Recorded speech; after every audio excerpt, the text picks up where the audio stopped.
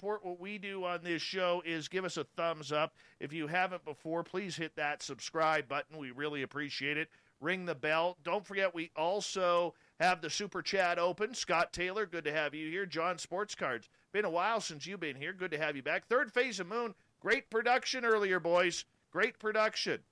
I was watching that. Pharmacy, thank you for coming on in.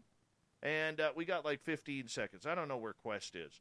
I sent the message there, and has he got it? I don't know. But we're like 5 seconds away. Shop at the SOR Vault, facebook.com/the SOR Vault. Here we go.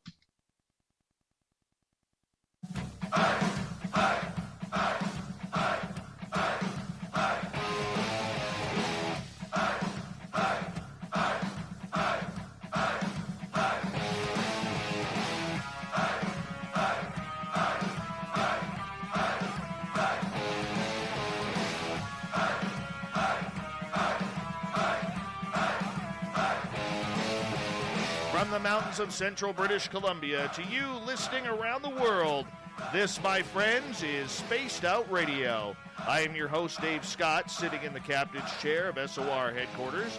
We welcome you to tonight's show on our terrestrial affiliates around North America and digitally on TalkStream Live and Revolution Radio. If you want to take a listen to our archives, they are free for you at youtube.com/Spaced Out Radio. Do me the favor, hit that subscribe button.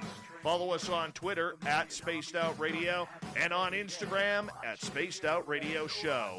Our website is spacedoutradio.com, where we have a plethora of features for you, including rocking out to Bumblefoot and reading up on Captain Shirk's SOR Newswire. Tonight's show is brought to you by Chive Charities. Help make the world 10% happier by visiting Chive Charities today. You can find them on our website. Well, it's that time of the month once again where I bring in some friends and I bring in some good, honest, hardworking people to hang out, chat, discuss, and debate the strange month that was in the paranormal, supernatural, and the UFO worlds. Why? Because we call this the SOR Roundtable. The guests have no clue what the topics are, so they will have to be quick on their feet to answer the questions. And some of those questions that I throw at them will be pretty direct. We are joined tonight by Corrence, the booking guy. Maybe not. I thought he was going to join us, but apparently not. Science Bob McGwier is here. We're waiting for Super Quest, Roy Washington. And that's my fault because somehow I cannot track down his Skype. My fault. Richie G is here from Goof On Radio. Nicole Sakach, research assistant to Grant Cameron. We're going to kick this off right now. Everybody on the panel, welcome to the show. Glad to be here. Thanks for having me. Yay! Glad to be here, Dave. Yeah, Science Bob. If you haven't checked out Science Bob's beard lately, I'm telling you, that is the beard of the century in ufology. I thought I had a good beard going. Science Bob, you've absolutely embarrassed my beard, man. Absolutely embarrassed it. You mean by having a several inch long, totally unkempt, untrimmed beard? Yes. All right, let's move on here. Thanks for that, Science Bob. Anyways, we're going to start right off the bat here because Science Bob actually stirred up a little controversy in the last week and a half or so here in the field of ufology. Oh. You did, Bob. You did. It seems I did. All right, so because you did, we're going to bring Nicole in because she was part of booking you.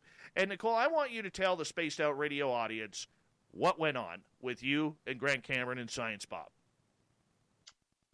Well, hello, everybody in the chat room. To start us off, I guess, over the last couple weeks, as I'm sure everybody knows, we've been hearing rumors of big information to drop, and as I started asking around the community, it seems like everybody had an answer, and it was triangle craft coming out of the water or a USO to UFO situation. So after chatting about this in a discussion group that Bob and I are both in, Bob posted a picture of him on a submarine and talked about a picture that he had seen within the last year. And so Grant and I decided to bring him on and have him chat about what he saw. And from there, the wildfire of speculation has just ran free. Well, we did stir up we stirred the pot on this one. We sure did. So what kind of happened here for our audience was there's been all this rumors, and you guys heard me talk about it earlier this week, about this alleged UFO sighting of a black triangle caught by the United States Navy in the next 12 months. Now, on the good note, Tim McMillan, who is an incredible writer on this subject, will have more of this coming up probably, I believe, December 2nd. And, Bob, we bring you in here because you were asked a pointed question in regards to this by Grant and Nicole. You know, knowing that this subject would ruffle some feathers in the UFO community, why did you feel that you needed to bring that story up? Grant asked, Nicole asked, and I said, I've seen a picture of a triangle UFO. And it went from there. So I believe two things: that there exists a picture of a triangle UFO taken from a U.S. asset, and that it has been the cause of consternation in the government, and the government has done its usual process of passing around position paper, having everybody edit and sign off on it. So all of that's been developed or being developed. And hopefully that is Tim's story. In addition to that, I knew that there was this USO that had stirred up the Navy, and the Navy was really upset about all the interactions between the unknowns and their assets, including personnel and ships and aircraft. And they are upset about it and ready for it to be dealt with in some way. At least let's understand what it is.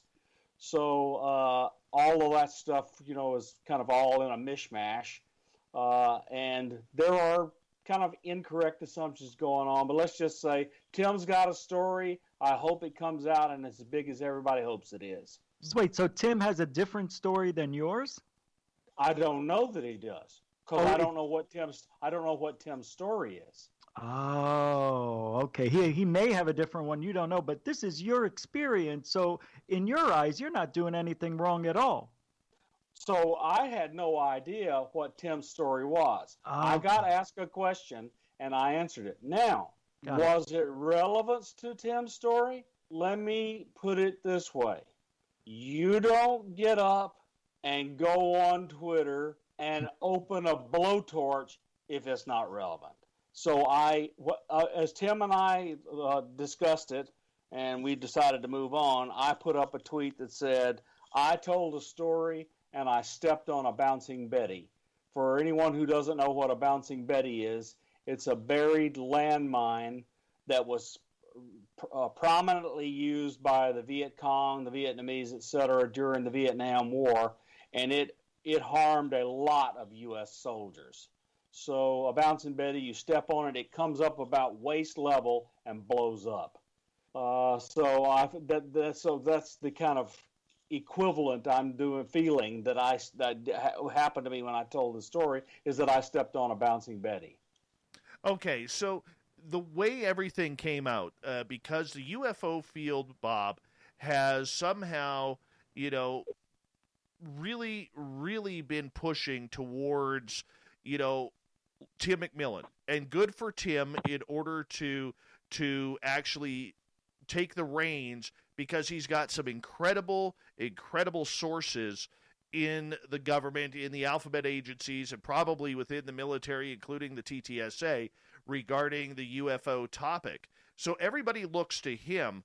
And the way the world kind of came down on you in UFO Twitter land, what did you expect that when you said what you said with Nicole and Grant? No. Just that simple. I didn't expect any of what happened to happen. But it did. So what was your reaction when you saw it? Well, I've been through a lot of stuff in 66 years of being a part of the U.S. government and dealing with politics and other things like that in the university setting. So I don't get my feathers ruffled easily. I just sat there calmly and kind of let it calm down, and it eventually calmed down, and Tim and I had a conversation, and we've dealt with it. Right. And, for the record, I actually talked to Tim McMillan that night. I don't know if you know that, Bob. I'm not sure. I know I kept Nicole and Rich a little bit in the dark on that as well. But Tim and I was saving it for this show. Tim and I actually had a conversation that night, and after this show for almost 2 hours, and he was, pretty upset because he hadn't read or seen the video of what you had said at that point. So he was going by the reaction of UFO Twitter, and that's what had set him off. But the idea behind it is Tim has an amazing, amazing story coming up. And let's talk about that for a little bit here. As Rich, we're going to start with you. If this comes out that there is another photo that potentially will be released by the United States military, and I don't know if it will we take it seriously, Rich? Of course, until it isn't. We always do that. We want to believe, and then somebody or someone will look into it and find something wrong with it. So I hope we do get or they retract it, and say, oh, no, that's not what it is. That's just one of our test aircraft, that it was an accident. I don't know. You don't know what they're going to do. They're so unpredictable. Sometimes this stuff is put out there and they say, okay, this is a brand new picture or footage, and it's been out for 10 years. So I hope it's not one of these old pictures or videos that we've seen in the past just being resurfaced as legitimate. I want this to be taken very recently with a high-def camera and credible people reporting on it that have nothing and everything to lose, have everything to lose. And that's so I don't want whistleblowers. You know what I mean? No, and I understand where you're going with that. I mean, because we've all seen it. We've all fed into the hype before, Rich. And we bring in Corrence, the booking guy. And Corrence, I'm going to get you to turn your speaker down a little bit, if you don't mind. What? I'm not. Corrence, the booking guy, is here. We finally got him on the air. Hi, Corrence. Still echoing. He'll get it.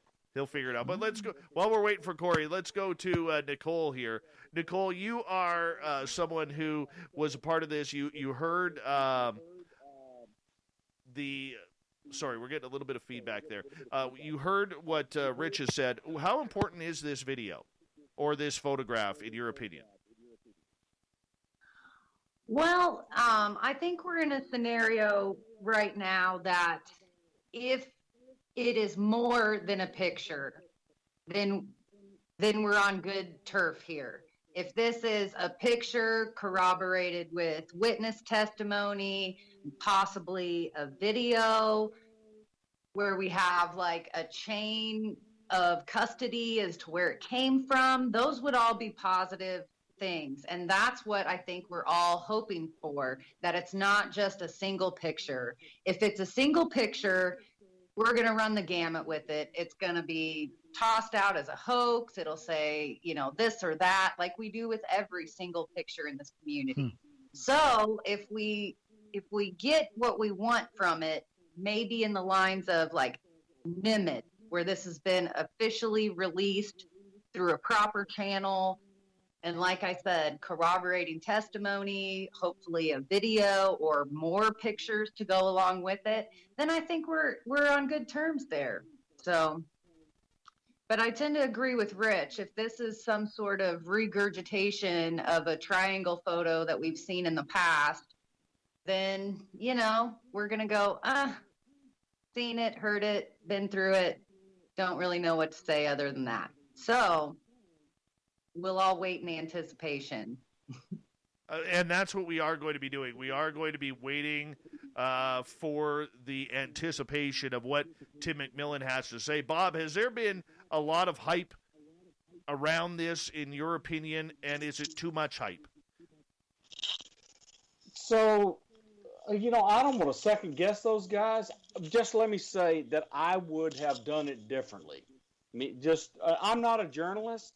But I am accustomed to seeing how processes are worked where, say, intelligence is disseminated after it's been washed and declassified to the public. It goes through a lot of sanitization and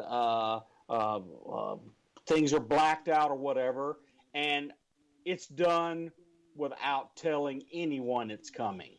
And so that's just my experience. So I would have done very little of telling it was coming. And the thing that is a little bit troubling overall, and I'm sure that they are all thinking, yeah, this is not right. Okay, that story was everywhere. The story was everywhere.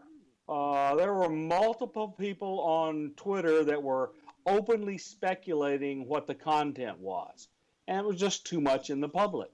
So I think a better approach is get the story approved and then say it's coming. Not until. And that's the proper way to do it. I mean, but we also saw this happen with Joe Mergia and a couple of other people with the Wilson documents, Bob, where Joe was saying, I know the article is coming. I wish they would come out and just bring it going, or bring it forward. And when they finally did, which is, Ralph Blumenthal and Leslie Kean into the New York Times, they were actually quite upset that they were getting pressure from UFO Twitter, the UFO world. They didn't specifically name Joe, but they said, that it almost cost the story. Do you buy that? Okay, so I think they would always like to control the narrative. And I think that there were aspects of the story that editorial control removed from the story, but other people knew about. And the pressure to have that stuff included in the story when the editors decided not to put it in the story, and it caused them trouble. So I don't believe the story was nearly canceled. I just believe that they were upset they had to deal with a lot of hoopla at the Times from the editors. I'm sure the editors were even may have I don't know this, but may have been suspicious that they were leaking parts of the story that the editors wanted not to include, and so they were constantly interrogating them about how this stuff was getting out.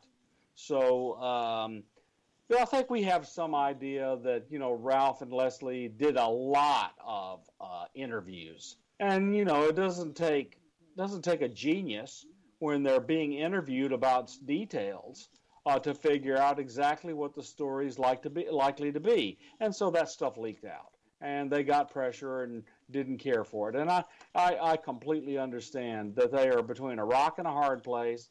The New York Times is in charge of what goes in the New York Times, and they're journalists and they understand this. They don't have to like it, but they understand it. Rich, what do you think with Bob saying? I mean, he said a lot of stuff there. So what part? Well, just in regards to how, Bob comes out with this one, UFO Twitter goes nuts about it on him. But, when the Wilson documents came out in the New York Times, people like Joe Mergia, who's, I think, a pretty good guy, and, too bad he went and got a haircut. But, he took a lot of flack, and Leslie Kean and Ralph Blumenthal were saying that they felt that the pressure from UFO Twitter was a little excessive. Are we too excessive? Yeah, I guess. No. Yes and no. All right. So it's aggressive if it's done the right way. But a lot of people are thin-skinned and don't want to listen to why this happened and why the story went a certain way. And everybody likes to jump to conclusions and be the first person to cause any waves.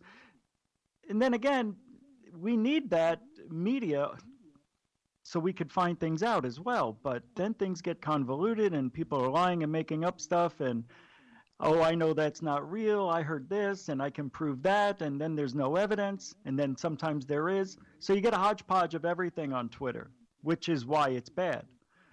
This situation, yeah, I mean, that's just the way it is on Twitter right now until people can learn how to control themselves. Heck, people have knee-jerk reactions, and if a story gets out and they think they're talking about it and it's not really their story, but they thought it was because it was similar, well, you're out in public, so expect to have people look at your stuff and listen to what you say.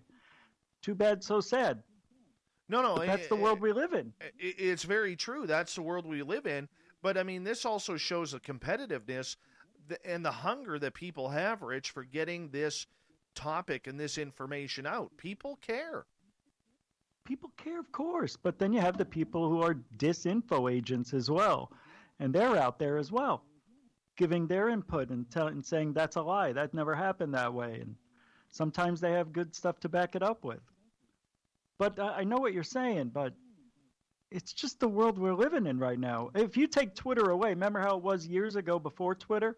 I don't either. It seems like it's always been around, especially, in the last 10 years. I can't remember what it was like before. I guess we all went on YouTube and Facebook and MySpace, but it wasn't as bad as it is now. People attack like I've never seen before. I've never had a MySpace account. Never had a MySpace account. I'm happy about that. But that's just me. Nicole, we have about 2.5 minutes here before we have to go to break on the roundtable here. But when you look at this and you look at this news story, you look at the way that things kind of spiraled out of control. I'm sure that's not what you and Grant had meant to happen for Science Bob. Oh, absolutely not. And I think behind the scenes a little bit, I did say that I wish I would have been attacked. It was on my YouTube. It was my question that was posed. It was actually my idea to talk to Grant and even bring on Bob. So I do think it's unfair. I mean, they attacked my messenger when I wish they would have attacked me personally. Grant was also attacked as well. And I think that was really unfair on behalf of UFO Twitter land. I know I'm a woman. I know guys might not like to be mean to a girl, but I'm tough and I can take it. And I wish the heat would have blown more my way as opposed to Bob and Grant. But I honestly have no regrets. I mean, when people start talking about triangles and USOs, then naturally I want to hunt down a story. I talk to the people I trust, and if they have a scenario that they can talk to me about, then I'm going to talk to them. And in fact, all of this has inspired me. I'm putting together a triangle panel right now. It's going to be a 2-part discussion panel, I think, next weekend. And we're going to talk Belgium triangles, Tinley Park, the Hudson Valley sightings. I mean, we're going to run the gamut and give people a history on triangle sightings. So there you go. I think it's going to be good. I think it's going to be real good when it comes down to it. And I'm thinking that I may join that panel. I may. If I'm invited, I may. It's just the way it is. We have the SOR roundtable going on right now. We're trying to track down SuperQuest. I don't know where he is. Maybe he got called into work or something. But we do have Nicole Sakach. We do have Science Bob McGwier. We do have Rich Giordano. We're trying to see if we can convince Corrence, the booking guy, but he's being a little shy right now. He's being a little shy. I think his mustache wants to do it, but he doesn't. We'll see where it goes during the break. Spaced Out Radio's SOR Roundtable continues right after this.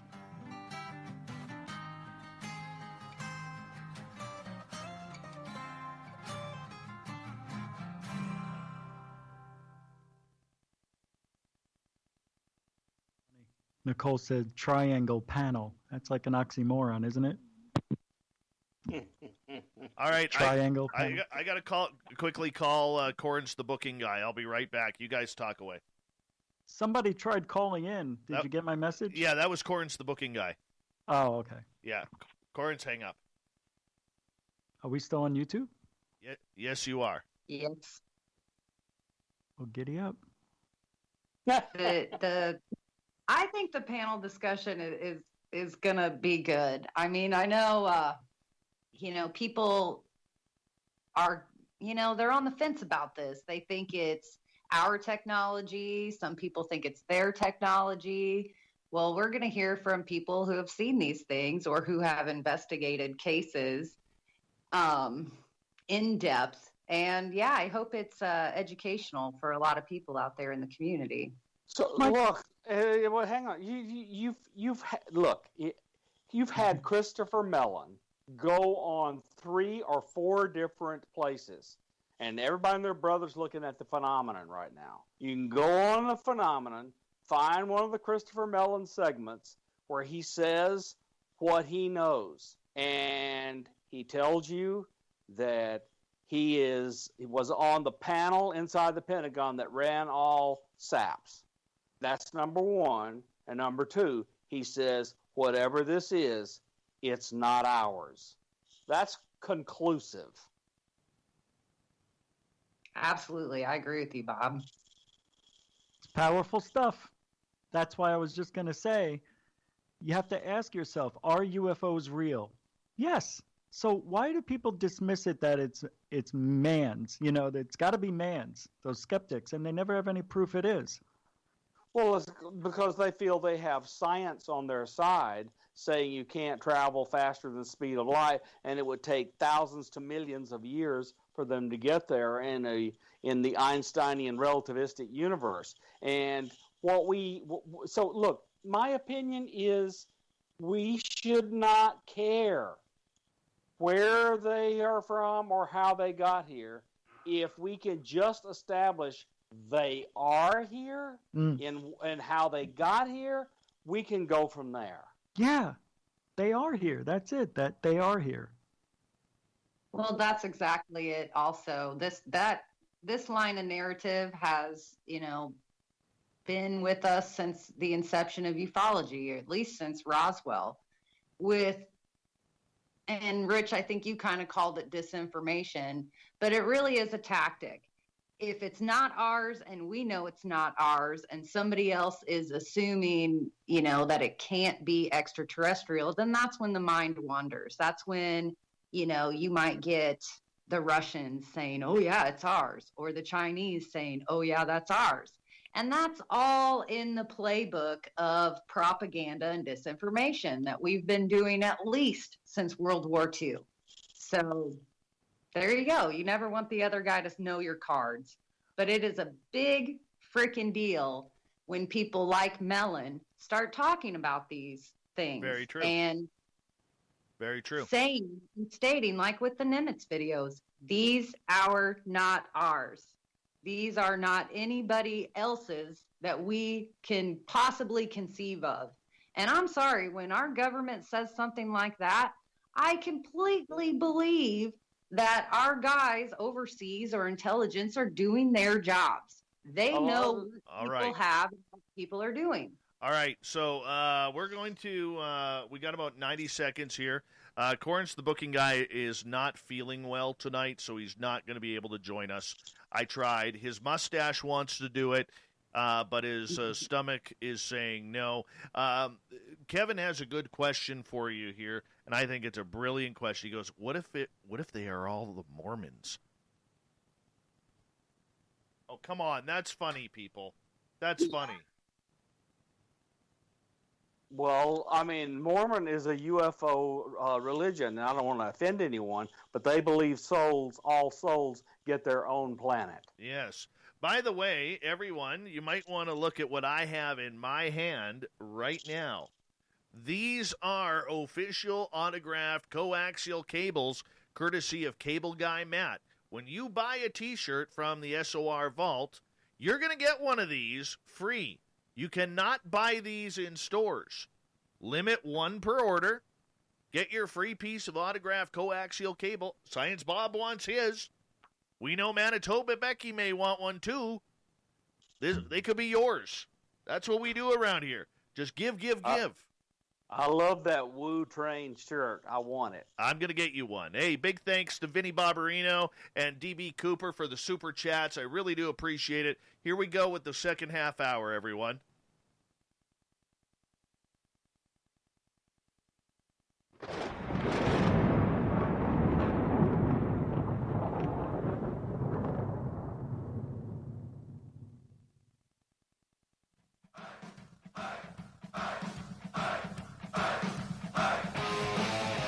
Second half hour of Spaced Out Radio is now underway. My name is Dave Scott. Thank you so much for taking the time to join us tonight. Really do appreciate it. I want to remind you that if you miss portions of this show or others, you can check out our free archives by going to youtube.com/Spaced Out Radio. Do old Davey the favor, hit that subscribe button. Our website is spacedoutradio.com, where we have a plethora of features for you, including rocking out to Bumblefoot and reading up on Captain Shirk's SOR Newswire. Follow us on Twitter at Spaced Out Radio and on Instagram at Spaced Out Radio Show. We continue on with the SOR Roundtable tonight as we have Nicole Sakach, Research Assistant for Grant Cameron. We have Science Bob McGwier. And from GoFun, we have Rich Giordano. Panel, welcome back. Here we Glad go. to be back. Always glad to be here. Okay, I want to continue on because, the first half hour, we were talking about this alleged photo that is out there, and Science Bob, Grant Cameron, and Nicole taking a little bit of heat from UFO Twitter over this. Nicole, were you surprised that things got that personal? When we're talking about Twitter at 4 a.m. in the morning, no, it doesn't really surprise me. What does surprise me is, like you mentioned before, and I had the inkling while it was going on, just based on what was being said in Twitter, I knew that Tim had not watched the interview. Like I knew a lot of people that were tweeting things hadn't watched the video. So in my mind, it's infuriating that all this mayhem could happen from people in our community that are supposedly researchers without doing their homework. So let me say so. A little bit, yeah. But I think it's the nature of Twitter. You go in, you pull one line or pull one quotable quote from somebody, and then the Twitterverse takes it and is on fire. So surprising, a little bit. Surprising in that it was coming from fellow researchers in the community. That's where it really hit me, Rich. Dave. You wanted to comment on it. Well, I was just saying, we're so desperate for any evidence. We're arguing about a photo we haven't even seen yet. We just want to see something. I know people's feelings are getting hurt because they think we're talking about their story and breaking another story open before it's supposed to go in Popular Mechanics magazine. I get that. But you know what? There's not allowed to be more than one triangular sighting. Anyway, it's just funny. That's all I was saying. I wonder if it would have been different if somebody else said it and it wasn't Science Bob. I don't know. I mean, because Science Bob's got a good reputation. Why would he get so mad at him? Couldn't he understand at first? Well, maybe let me see what's going on before I have this knee-jerk reaction and get mad for nothing. So look, I want to. Tim has valid concerns. Yeah. No, he has valid concerns. So let's hope his valid concerns don't come true and we get a story. Like I said, I stepped on a bouncing Betty. Yeah, it was an accident. It happens. Yeah, crap happens like that in this crazy field. And whose fault is it? The people who are covering it all up. That's whose fault it is. There you go. Okay, but I'm going to take this one step further. I found out about this story. I'd heard the rumors like everybody else. And, like all of us, we have sources. And some of those sources will never be named. And that night when I talked to Tim after Spaced Out Radio this last Monday, all right, and we were kind of having a chat about everything, I told Tim point blank, I said, Tim, your story's not going to get scrubbed. It's not foobarred. Sure, there may be a couple of questions, but you're okay. You got it, man. You got it. And we had a real deep journalism talk because Tim is not a trained journalist. He's doing incredible journalism. He really is. Okay, he's digging very deep in the words of the people whom he is speaking for. He protects his sources as any good reporter would. Now, when him and I talked, I told Tim point blank, I said, Tim, and you can quote me on this, and Tim would agree. I said, Tim, if you didn't get back to me about coming on this show within 10 days, I was going to break the story ahead of you. And he's like, I know you would. He goes, as you should. And I said, absolutely. I said, as a reporter, I couldn't hold on to that. I was giving you the grace of getting the story and getting it out to me.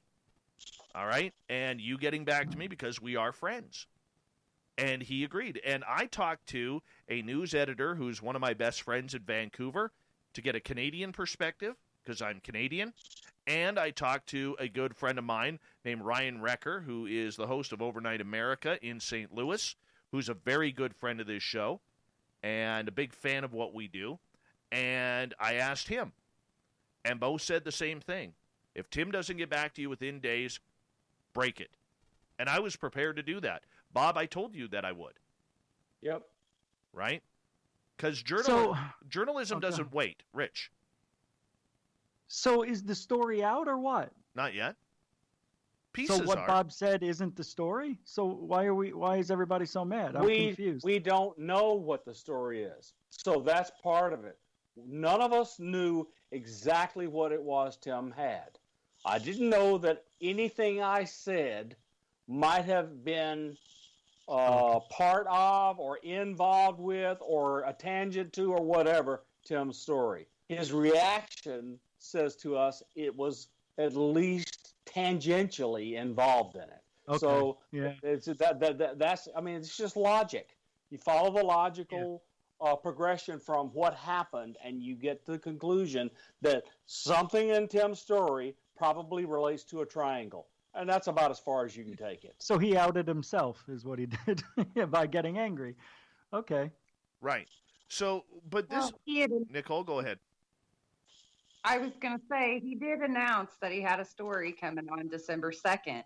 And I'm sure it's the same or much the same with you guys as it is for Grant and I. Behind the scenes, we had our listeners or our watchers, our followers, fans, whatever. As soon as they started hearing these rumors, they're immediately asking us, what have you heard? What do you think is going on? What's your best guess? What scenario could unfold because of this?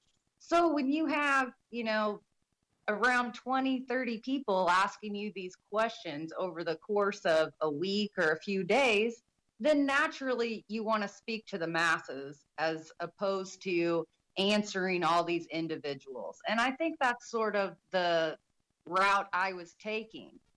People are asking, they want my opinion. They want to know maybe what leads I'm following with this. And without talking or dropping names, then yeah, naturally you say, hey, we're hearing rumors. This is what I've heard.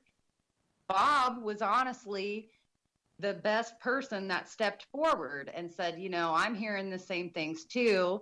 And based on what I have seen for myself, this is my best guess what it could be. Wow. So it is all kind of speculation at this point. Bob very pointedly said USO to UFO, one scenario, triangle picture, another scenario. We also alluded that this may or may not be what Tim McMillan and company are working on, but also during the course of that program or our show that we did, I had people messaging me, ask Bob to give more details. Tell Bob we need better descriptions, tell us more about this photo. Well, I felt like I held back. I didn't push Bob to give more descriptions that way in lieu of not wanting to step on toes for an upcoming story. If it is the same picture, then that's great. We still didn't say its color. We gave a vague description of its size. We didn't talk about what ocean it was in. You know, we left out details purposefully as to not totally scoop somebody's story. Yeah, but how many triangles are there over submarines? You know, so it could only be a couple. It made him react, which is funny. True, yep. But Bob, I did ask, was there anything else in the picture? And you said no. Oh, okay. So he didn't say anything about a submarine. No. I want to take this into a different. I said I want to really emphasize that I didn't say a submarine was in the picture. So lots of wrong inference. Yeah. Nicole told you how the inference went. I says there's two things I know. They may or may not be related. One is A, the other is B, and everybody and their brother jumped to a conclusion. I bet when Tim's story comes out, you'll find they are not related, and it's A, but not B. Great. I want to turn this into a different direction because one of the things that I know our terrestrial radio audience, unless they're following closely, will not understand, but the UFO community that is listening to this is the fact that there were so many named people who were literally tearing Bob apart with some insults. And I'm going to be honest, I was a good Canadian kid. I did what I needed to do. I dropped the gloves and I went at a bunch of them, explaining to them how journalism works and defending my friend as I would want any of my friends to defend me in that same situation.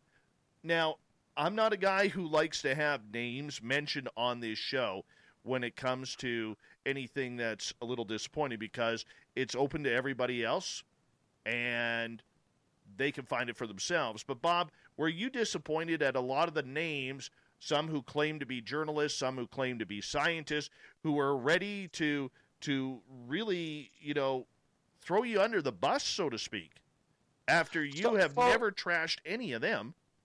No, and even and look, everybody can see if they want to go on Twitter. I didn't get angry with them. I mean, there you know as well as I do that there are lots of lies that are told about me that I just ignore because what other people's opinions are of me are none of my business. I'm confident about who I am and what I say. So there's that, and there's an easy way to find out what you need to find out if you're somebody that ought to have access to this stuff because it's your job. Call me up and ask. My number's not that hard to find. It's usually best, since I filter everything, for you to leave a text message and then say, can we talk? And I'll either be yes or no, and we can get past it. So I just think people need to understand that I'm not a typical UFO Twitter kind of person. Ask me what you want to ask, and I'll tell you I can answer or I can't. Well, David. Yeah, Rich, go ahead. I was going to say, isn't that Ryan Sprague? Somewhere in the skies, isn't that? Dude, we don't mention names here, man. Come on. Oh, sure. Well, I was just seeing who Somewhere in the Skies was. All right. Sorry. That's all right. It's a different show. I'm used to my show. We'll edit that out. Edit that part out later. But there were people out there, Rich, who and they have battled you. They battled me. They battled Bob, now Grant and Kim. I mean, why are we so quick to jump on the reaction board rather than sitting back and doing the homework and really using the credibility of the person to see if this person is trying to demean the community? Bob's never demeaned the community. That's what I was saying earlier. If it was a different person, would the reaction be the same? Because Bob never has done anything, to hurt anybody, that I know of. And this is the first time I've ever heard anybody accuse him of doing anything nefarious. So Yeah, it's really strange, especially from name not be said, being in the field and being somebody that everybody knows. Most everybody knows this person. I was surprised myself that he would attack in such a way because I thought I thought he was an investigative journalist. But you know what? That also puts into and Rich brings up a good point, Nicole, about the fact of what is journalism in ufology, because I know I have my opinions as someone who's actually worked in a newsroom, but the majority of so-called journalists in the UFO field have never worked in journalism, Nicole. They don't have that experience. They don't have that knowledge of how a newsroom works or how you're really supposed to cover a story. I read one of these so-called investigative journalists saying that he had known about the story for weeks, but he was sitting on it out of respect for Tim McMillan. Well, that's not journalism. That's not journalism at all. If you're a journalist, you have the story, you confirm your sources, you get a quote, and you run the story. So I'm curious your opinion. Well, I think a lot of us in the community understand the basics. Like you can't have a true story if it's just testimony. We do like to back things up and have dual sources. That's always great. But then there's those of us out there that, and I've fallen into this category before. I'll put myself in this bus where we might think we know a little bit about a case or a topic, and we stay on the surface with it. But until you really dive in and speak with the community and other researchers out there, you really don't get a full big picture of it. So I think we learn our lessons and we learn to dive deep. Those of us that truly pursue this as not just a hobby or not just our second job, we want to be the best that we can and we want to do good for the community. And then there are those of us out there who treat it like, I don't want to say flippantly, but treat it as a hot topic. If you're everybody's talking about something, so they want to talk about it and give their spin. And often I find that people like that, those we will not name in this instance, stay on the surface. That yes, they'll give you the glibs of, maybe past cases or what somebody else has said, but you never hear, I took this all the way down the rabbit hole. I spoke to every person possible that I could even think of or that was referred to me, and then I did a story or then I held a discussion. And that's I pointed out earlier, that's what I find disappointing, is that this much backlash came from people who had obviously not even watched the entire interview. And I think we find that in situation after situation.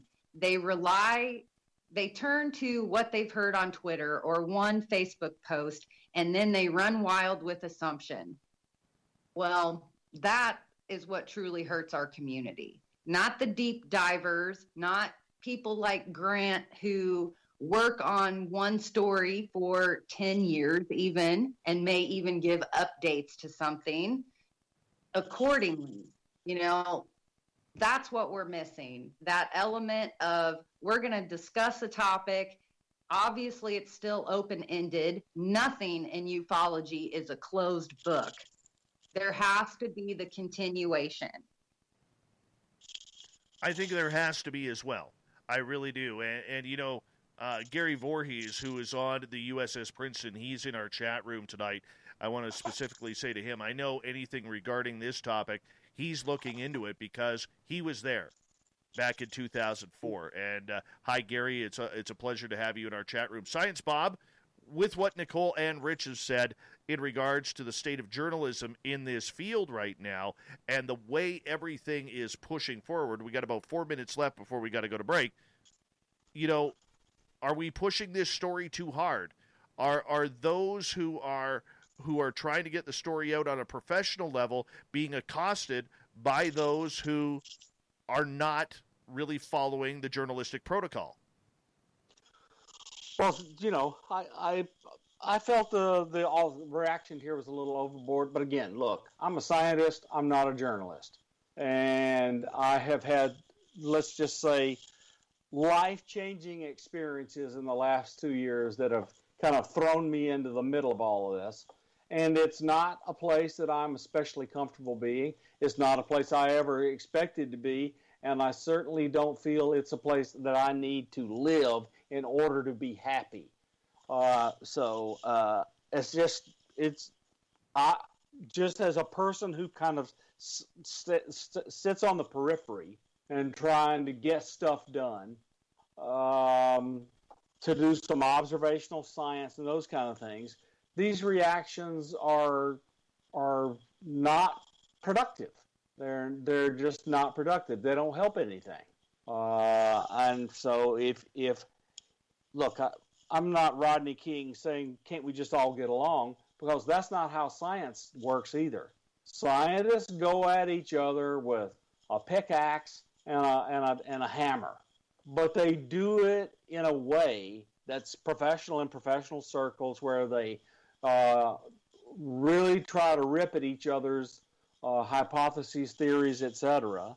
And so you're accustomed to having a thick skin. But what rarely happens, very rare in science, is people attacking your character. Do you feel your character was attacked? I feel that my character was attacked by a number of people. And so, but look, I'm just not one of these guys that hold grudges. I ignored most of the character attacks, and now I'm moving on. Are we surprised at any of this, Dave? Because this is what was said. Very crappy thing for him to do. Lost a lot of respect for him on this one. Grant Cameron should be ashamed, too. That was one of the quotes. That's one of the quotes there. I mean, that's awful. That comes from somebody who's well-known and respected in the field. Why, I have no idea. But, I mean, apparently a lot of people like this person. So these attacks are unnecessary. That's not saying anything or helping anybody. Because I've been accused for attacking people, too. And I'm not an investigative journalist at all, obviously. But why do we, when we attack people? Because I know, I go after people I research first. I don't just blatantly come out and say, that's it, I'm done with this guy, and not say why. I would like to have seen why. What was the past that made you think you should not have respect for him? It's weird. But there's a certain way you can do things. It doesn't matter if you're good or bad or whatever. If they take it bad, you're branded as a jerk.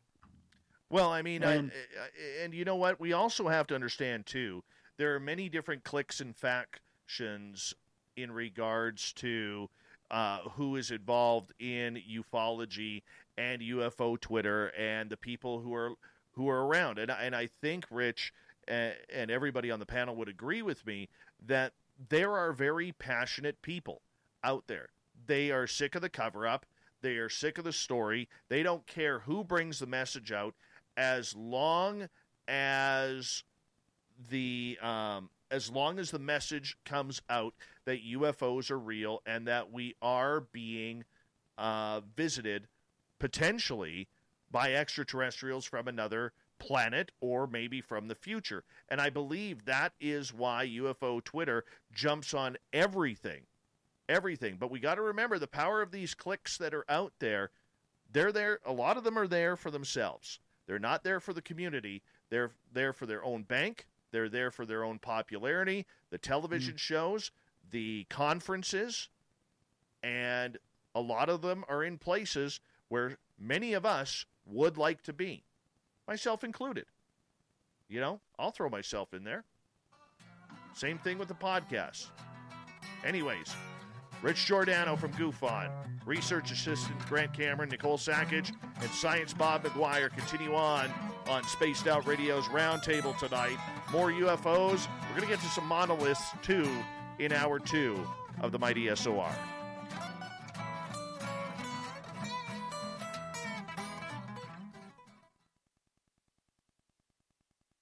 All right, guys, we're clear. Geez, Rich, did you have to drop the name? Damn right I did. No, I'm sorry about right there, that. buddy. Right there. I wasn't. I'm so used to just see. Well, I saw the name of his show. Yeah. And then it just triggered me. Isn't that Ryan? Yeah, I know. Well, you guys want to know something that's funny? You guys chat. I got to quickly run my dogs outside. Remember, YouTube is still on, okay? Yep, thanks. I had to explain to Grant who he was. Grant had no idea who he was at all. Right, a lot. I know. Well, I don't think he follows Twitter, right? No, Grant doesn't. He drops little tweets here and there, but it's normally when somebody tells him that he needs to tweet something. Okay. You know, it's not. Grant's not like, oh, I got to take this to Twitter. You know, he does it when I tell him to, or somebody else is like, Grant, share that on Twitter. Then he will. And other than that, no, it's me and those other people close to him that will take screenshots and, you know, go through social media platforms. And we're like, hey, Grant, did you see this? Or comment on that? Or don't you think this is funny? And yeah, I mean, Grant was kind of flabbergasted the next day.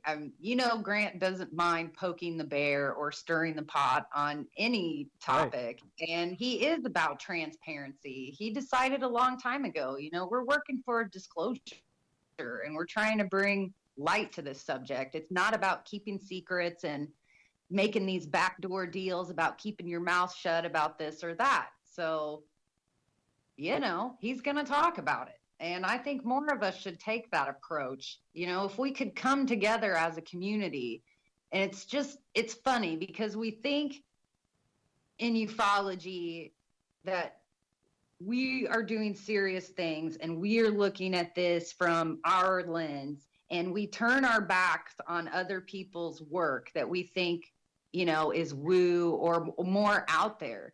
Where the real enemy is mainstream media versus ufology. Mainstream media wants to cut every ufologist out so they can stand alone and not be accused of being part of the tinfoil hat club because they think that we're all lunatics. And that's what people don't realize in this community. If you're putting your voice in this community, you're part of the tinfoil hat club to the outside. You honestly are. Anybody else who doesn't swim in this world every single day looks at you like you're wearing the tinfoil hat. So that's what it is. That's the real division. And if we can't get along with each other, then mainstream media is going to continue to axe us out of these scenarios. You know, Rich, you on your show, I was following you. The producer that reached out to you from Fox after you sent the video. What did he say to you? He said, we really don't know what's going on. We don't even know who to talk to. We don't know where to reach out to. You know, and that right there said to me, mainstream media does not care about ufologists. They don't care who's been in the field for 40 years, who's been in it for 4 minutes. They do not care. They want the story. They want the picture of the alien. They want the video that can't be denied. They don't want to do the homework, but they don't like where the lessons come from either. And the sad thing is, mainstream media can make a lot of money from ufology. They always put it at the end of the broadcast to get everybody, you know, waiting, and so they'll watch the news until the UFO story comes on at the end. Of course, they have the little music from the X-Files play before and a little cheeky humor, but if they did that every week and had a UFO segment, that's why George Knapp took off. He was the UFO guy. That was the only investigative journalist in news that was doing it. Right. So, you know, they could make a lot of money, but they're being controlled. They're not allowed to do that, you know, to have that much UFO stuff on the news, on the local news. I knew a guy who used to come to me and another few ufologists out here for news. It was like every 6 months. I'm like, God, I wish you can come by every month. And he says, they won't let me. So I don't know where that guy is now, to be honest. But it's interesting that they won't let us into the mainstream media. And when I say us, I mean the public. It's all government stuff, TTSA and whatnot. Lou Elizondo. Guys, we got 90 seconds. 90 seconds. It is, right? They always talk about the same thing. It's a threat. True. True. Exactly. There is no threat. How's That's how they get funding. I'm sorry. How's Science Bob doing? I'm great. But that's how they get funding. If they say it's a threat and the government believes it's a threat, they'll give them funding for whatever it is they're doing. Absolutely. 1 minute, guys. It is snowing like anything here. Like I needed another chore for tomorrow. Now I'm going to have to bring out... Hey, Bob, how's your snowblower down in Alabama? Why, you want it? No. I got my own. I'll fire it up tomorrow. I don't need it in Alabama, so I need to find a home for it. If anybody needs a snowblower, contact Science Bob. He has one for sale. Thank you to Fast Hemi, Manitoba Becky, Vinny, and DB Cooper for the super chats tonight. Really do appreciate the love, the support, and thank you to all the new listeners we have in our chat rooms and tuning on in. There's 159 of you out there right now. Make sure you hit that subscribe button as well as thumbs up, thumbs down. You can do a little shopping at the SOR Vault. Go to the facebook.com/the SOR Vault for your gear today. Here we go. You're listening to Spaced Out Radio with Dave Scott. Follow Dave on Twitter at Spaced Out Radio and on Facebook, Spaced Out Radio Show. Hour number 2 of Spaced Out Radio is now underway. Thank you so much for joining us. I really do appreciate you taking the time. I want to remind each and every one of you that if you have missed portions of this show or others, check out our free archives by going to youtube.com/Spaced Out Radio. Just do me the favor, hit that subscribe button. We welcome back everyone listening in on our terrestrial affiliates around North America, digitally on TalkStream Live, Revolution Radio, and KPNL. The Desert Clam has set the password for tonight in the SOR Space Travelers Club. What do you got here for us, Clam? Malicious. Malicious is your password. Use it wisely, Space Travelers, as a Clam sets a password each and every night right here on Spaced Out Radio.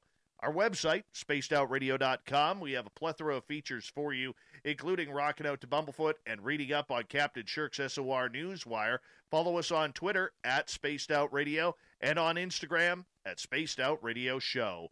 We continue on tonight with the SOR Roundtable. We are joined by Goofon's Rich Giordano, Science Bob from Science Bob and Friends, Bob McGwier, formerly of Virginia Tech University. I think you're of Auburn now, aren't you, Bob? Oh, maybe I should check.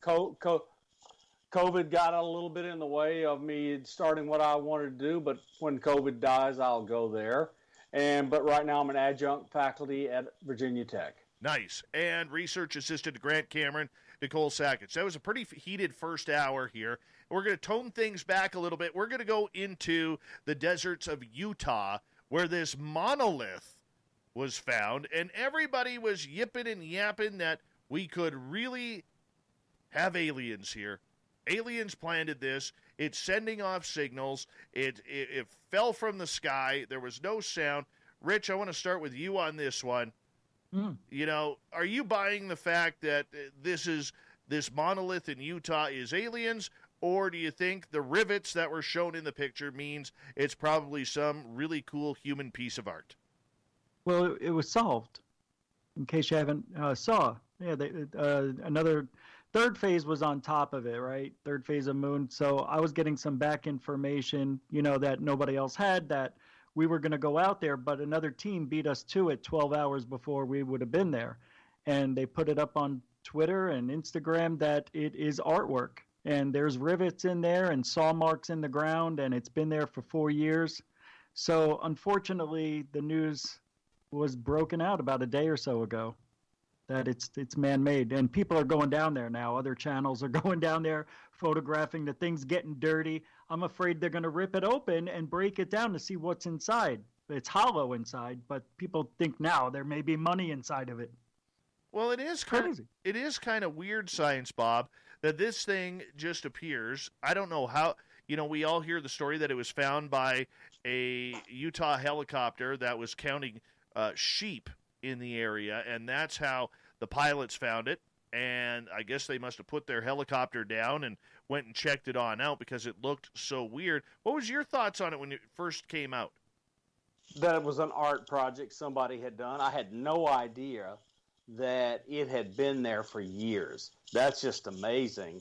It went unseen for years, but I don't know where it is. In other words, I don't know how far away from any kind of civilization it is. But I can just see this. I says this has got to be an art thing. And when I saw the close-up pictures, saw the rivets, saw the triangle, saw the cracks in the edges, in the corners rather, that ran along the vertical, I went, oh yes, somebody's done an art project, and I just was waiting for the truth to come out. Nicole, I want to ask you about this. Are you surprised that the UFO community, even though this has been solved, still thinks it's aliens? No, I'm not surprised. And I think why I'm not surprised is because a lot of us haven't asked the question, what inspired this piece of art? And we're not going to know that until the artist comes forward or the artists come forward. I was just in a discussion with my dear friend Peter Robbins, who is an experiencer and an artist, and he also worked with the late, great Bud Hopkins, who has worked with many experiencers and was an artist as well. What I find, whether you're dealing with artists, sculptors, painters, even singer-songwriters, when they have an experience with the phenomenon, it comes through in their art somehow. So Rich probably knows who the artist is. They said it's kind of been solved. Now it's time to dive into the questions with him or her and say, what was your inspiration for this? Are you an experiencer? Did you do this just because you knew you would get attention from ufology? Some other questions are, out there are, is it on a ley line? Why was it put where it is, are there going to be others? Is this something that's going to be built on? But I would like to know what inspired it. There's an artist named Richard Serra, Serra, who has other monoliths all around the world. And if you look them up on Google, you can see they're very similar looking. So we don't know if it's him. Nobody's come forward. There's even rumors that the artist died in 2011. So who knows? Until the artist says anything, it would be great to know what inspired him. I agree. I really hope they don't remove it because it is so unique. But the unfortunate part about it now is as long as people think it's aliens, which they will for the next 5 to 10 years, that they will all of a sudden continue to go to this place now that it can be found and the location and the coordinates have been put in. And the unfortunate part about it is, Science Bob, I don't think they have any other choice but to remove this just because humans, we're good at breaking things. Oh, yeah. I don't expect it to last, much longer than a month before somebody grabs the thing if they don't take it up and do something with it. And it should be protected. It should. How about you, Rich? Do you think it should come down? If it lasts a week, I'll be happy. I just hope people don't go in there with the little crowbar and try to see what's inside and snap it open. If I know people like I know people, it won't last long. It should be protected. It's kind of cool. Yeah, I think. And Go ahead. And it's similar. It's similar to 2001: A Space Odyssey. That monolith in the movie. It's like in a little area, little alcove, flat ground and everything. It's pretty cool. Yeah, but I could see people, Nicole, going out there with cans of spray paint because somebody's got to put on there in spray paint or carve into it Joni Loves Chachi or whatever it is, or Grad 1962 or whatever it may be. People are dumb that way, and I could see this thing becoming just a real piece of graffiti if it's left there. Even if they put a fence around it, people are going to screw with it. They're going to tamper with it, unfortunately. I agree with you there. I think it will be tampered with, and it's shameful that anybody defaces any piece of art, whether it's publicly displayed or out in the middle of nowhere. And that bothers me. It's like, yes, respect the art, respect the people or the person that put their time and effort into it. With that being said, I hope it stays up. I hope it can be protected. They might have to find a way to divert funds in order to do that somehow. But like art should do, it's meant to inspire and make people think. And so if people can go out there and witness this thing and be inspired in ways that we can't even fathom, then that's wonderful. That's exactly what it should be doing. And if it makes people look at other monoliths or other people's artwork, then that's great. That's exactly what it should do. A CE5 is being planned, so people are going to go out there and try to make contact with the aliens, because you never know. We don't know who put it out there yet. That's what I like about it. It's the possibilities. It's like, what's out there? Why is this here? Maybe it should have come with instructions, Bang on this like a giant tuning fork. Yeah, there's no signal. Nothing's coming out of it. They put instruments up to it, flatline. It's a think piece. It is, right? It is. No gigantic magnetic field, no major powered beam at Jupiter. That's too bad. Right. Well, you know what? We won't be contacting aliens from it. That's the unfortunate part. As we go on. I don't know, Dave. It might draw in alien curiosity. Yeah, now that everybody's going out there thinking it, what if this is for aliens? And that goes out into the ether, into the matrix, boom, aliens. Well, we will see. We will see as we continue on here. And normally we don't talk a lot of politics on this show. Okay, and I want you guys to be straight and narrow with what's happening with the U.S. election or anything along those lines.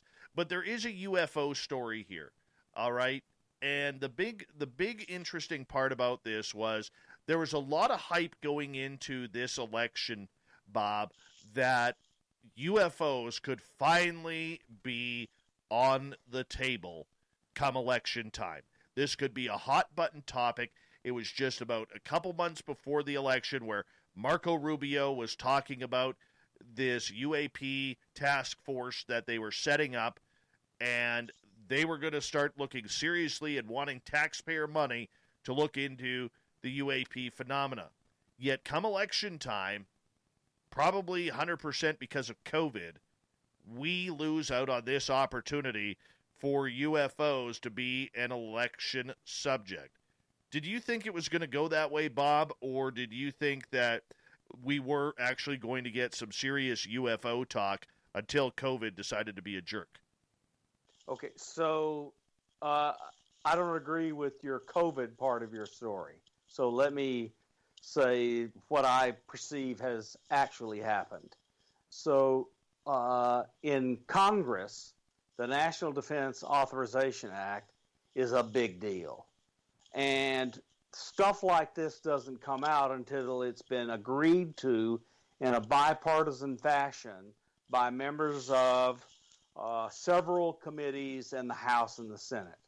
And in this case, Marco Rubio was put together with leadership from both parties, given that he is the chairman of the Senate Select Committee on Intelligence, and he accepted the task of writing or being listed as the author of the UAPTF language that came out of the Senate Select Committee on Intelligence to be included in the NDAA.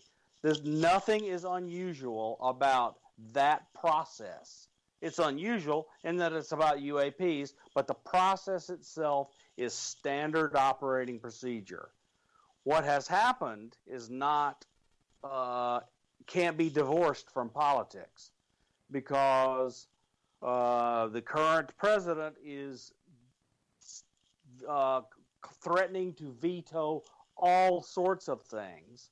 And in this particular election, a large percentage of people support one candidate who the supporters of this candidate do not like language that is in this bill. And the language has nothing to do with UAPTF. There's nothing at all. The language is about how the names of military bases and some other things. And so the one candidate dislikes that part of the bill and is threatening to veto it if that part of the bill is left in. So I don't think there's any controversy on the UAPTF language. The controversy is on something unrelated to UAPTF, except people that believe that stuff ought to stay there are probably aliens. But anyway, so the naming of bases and UAPTF stand-up are unrelated, but unfortunately they're in the same bill, and the sitting president is threatening to veto the bill if the renaming of bases language is left in. So that's what the politics of all this are. And I'm not saying it was bad or wrong or whatever. I'm just telling you that's where we stand. The President of the United States doesn't want the renaming language in the bill, so he's threatening to veto if it's left in. All right, I want to bring Nicole in here on this one because, I tend to think, or I was actually kind of surprised that the majority of all reporters reporting going into this year's election really didn't get into UFOs at all. I was a little disappointed by that. How about you? Yes, I was slightly disappointed, but I'm going to fall back on what I stated earlier when we were off air and on YouTube to Rich. I think this is a case where mainstream media really does not know what they're talking about when it comes to ufology. They don't know who to turn to. They don't know where to dive deep in. And maybe because of the current political climate with President Trump being so much the focus of everything, maybe ufology and related topics have taken a back burner. But I will also point out, it's been 30 plus years since we have truly had this opportunity in politics where it has been brought to the forefront. And anybody knows when they're involved in politics and social change, these things do not happen overnight. They do not even happen in one election cycle. Everything that we have seen this year has been building up at least since the 90s, and Greer's push and Stephen Bassett's push and Joe Buckman's push with the People's Disclosure Movement. This honestly started over a decade ago. And we are finally seeing the fruits of these people's diligence in getting this into the forefront of politics. And we can't ignore that. And we also can't drop the ball on it either. Now that the election cycle is over with and we're transitioning, now it's up to us to really, not just keep the torch, but, throw fuel on that torch, light it up. It's up to us in the community to keep driving this forward. Well, is there any gas left in the torch for this subject, Nicole? Oh, I think so. Absolutely, I think so. I think we've got fuel sources on reserve ready to light this up. Could that be what Tim's story is for? I hope so. All right. Rich Giordano, were you surprised that there were very few, if any, UFO questions posed to either candidate going into the U.S. election? Not surprised at all. Nobody's really talked about it really that much before. Every now and then they would ask Trump something, but, he'd kind of shrug it off or say, whatever. I just didn't believe what he was saying anyway. I just felt he was just shrugging it off. Even when he talked with Tucker, I just didn't get any vibe that was his concern to get elected or help get elected. And Biden didn't say anything about him. So it doesn't surprise me either, especially with what's been going on in the world. I don't think they really wanted to focus on it. They had other plans other than UFOs. That's just the way I see it. And then over the years, just to add on to what Nicole said, it would be nice if Tim had something that could be what starts the disclosure, the true disclosure. I don't think we've seen it, but we've seen this act many times before. So there's always somebody with something that's going to be huge, and it's going to start the ball rolling, and we're going to see more people in power talk about it. And in more mainstream play, it goes in waves. We had mainstream play, then we didn't have any. Now we're having the record amount of mainstream stuff.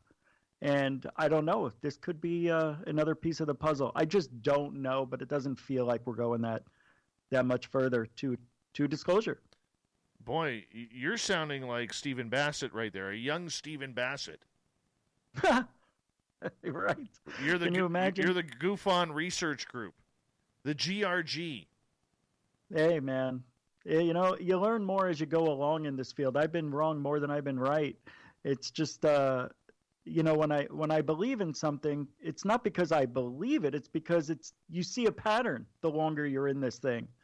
And around election time, the subject always comes up, and we're always shocked how they didn't talk about it. Right. Well, you know what, though, Rich, and I'll ask you this, and then I got to ask a question to Science Bob. The previous election, John Podesta pushed this topic forward into the election coverage. He did. And there was, some slight friction, which could have built some momentum, but it didn't happen. Did not happen. Right. That's what I said. Around all the elections, it comes up, and then it dies. It's a pattern. Mm-hmm. Science Bob, doesn't matter what the party is, whether you're Republican, Democrat, or Libertarian in the United States. You've worked in Washington, D.C. Is this a hot-button topic that is bipartisan that people are talking about in the political world, or do they just try and ignore it? Okay, so anytime you have a major election like we have, and the popular vote was not that close, but the Electoral College decisions were made in states where the largest, there were 158 million votes cast or something like that, and the deciding votes in Pennsylvania, Michigan, and Wisconsin were like 150,000 votes or less in each of those states. So you're going to do nothing. You're going to take no stance unless you're a hardhead, where you run the risk of losing some of that tiny little fraction of the vote you're going to get over your opponent. So Biden was not going to get into this. There was just no way. And Trump said to Stephanopoulos and Tucker, I don't really believe this. Pilots say it. We've got the greatest pilots in the world, but I don't really believe it. So I just didn't think anything at all was going to happen with this until after the election. And I don't know what Biden's stance is on this. I just don't know. But I know the following to be true, because of the way the Senate Select Committee on Intelligence works. Marco Rubio would not author the language if all of the Democrats were going to call him names. So the SSCI was nearly unanimous in adding that language, and that was completely bipartisan, or it wouldn't be in the bill. So, but the reason is you got to get politicians from both sides of the aisle and the Democratic House to vote for it. Right. Gentlemen, we finally got a hold of Super Quest, Roy Washington, just in time for the break here. Roy will join us after the break along with Nicole Sakach.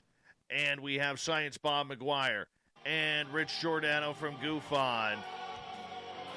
The SOR Paranormal Roundtable, not so paranormal tonight, but we are going to continue with some UFO talk. Flying men in Los Angeles, at LAX, aliens, or humans?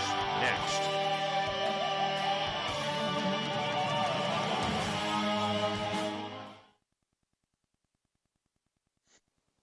Hey, Roy, SuperQuest. How you doing, buddy? How you doing? Sorry I'm late. Dude, I could not find your Skype. I was like, everything. And then, smooth.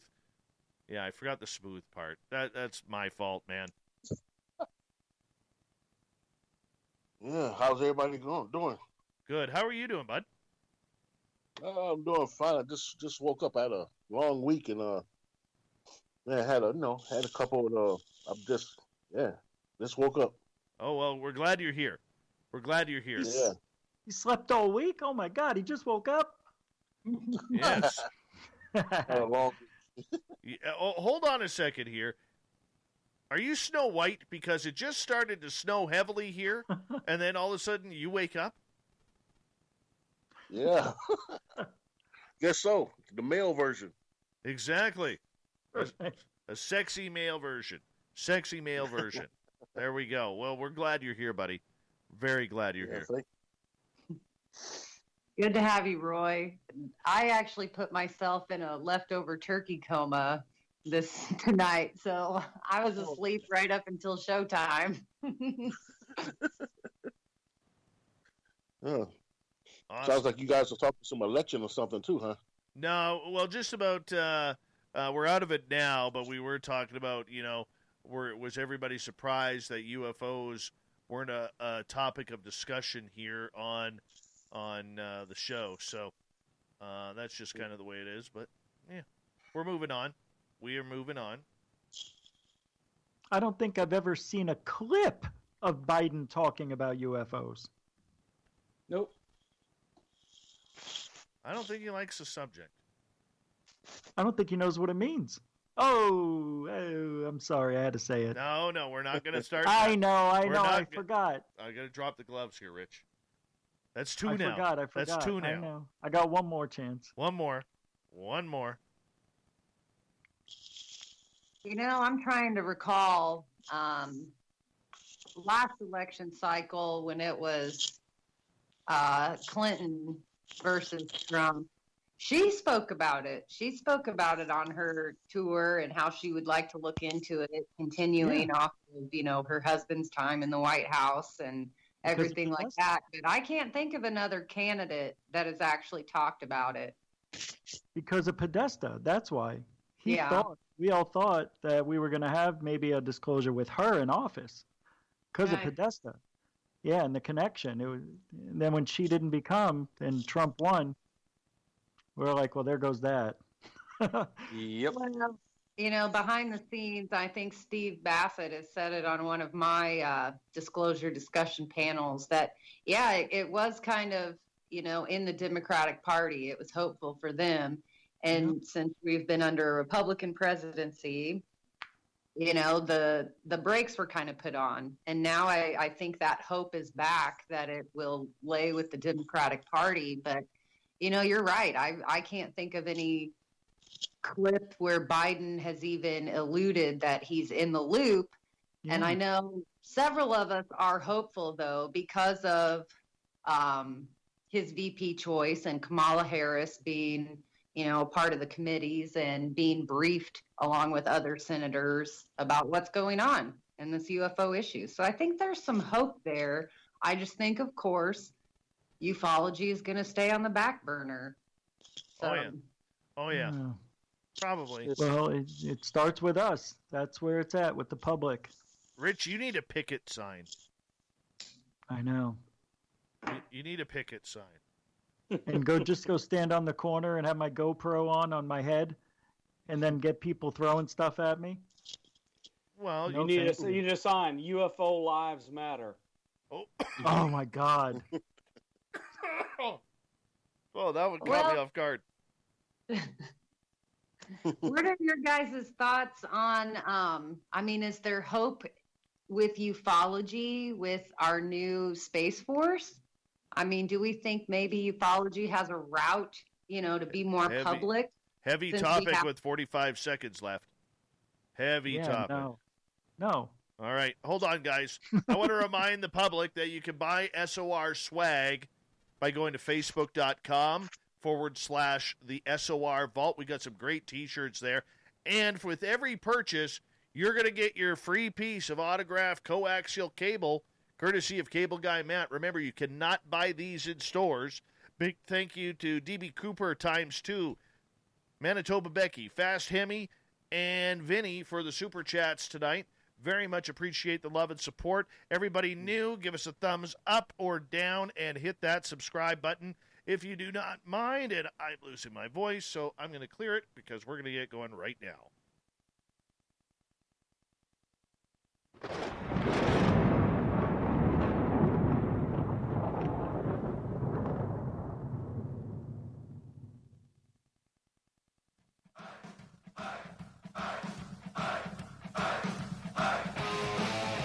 We pass the halfway point of Spaced Out Radio tonight. Thank you so much for joining us. My name is Dave Scott. We appreciate each and every one of you tuning us on in.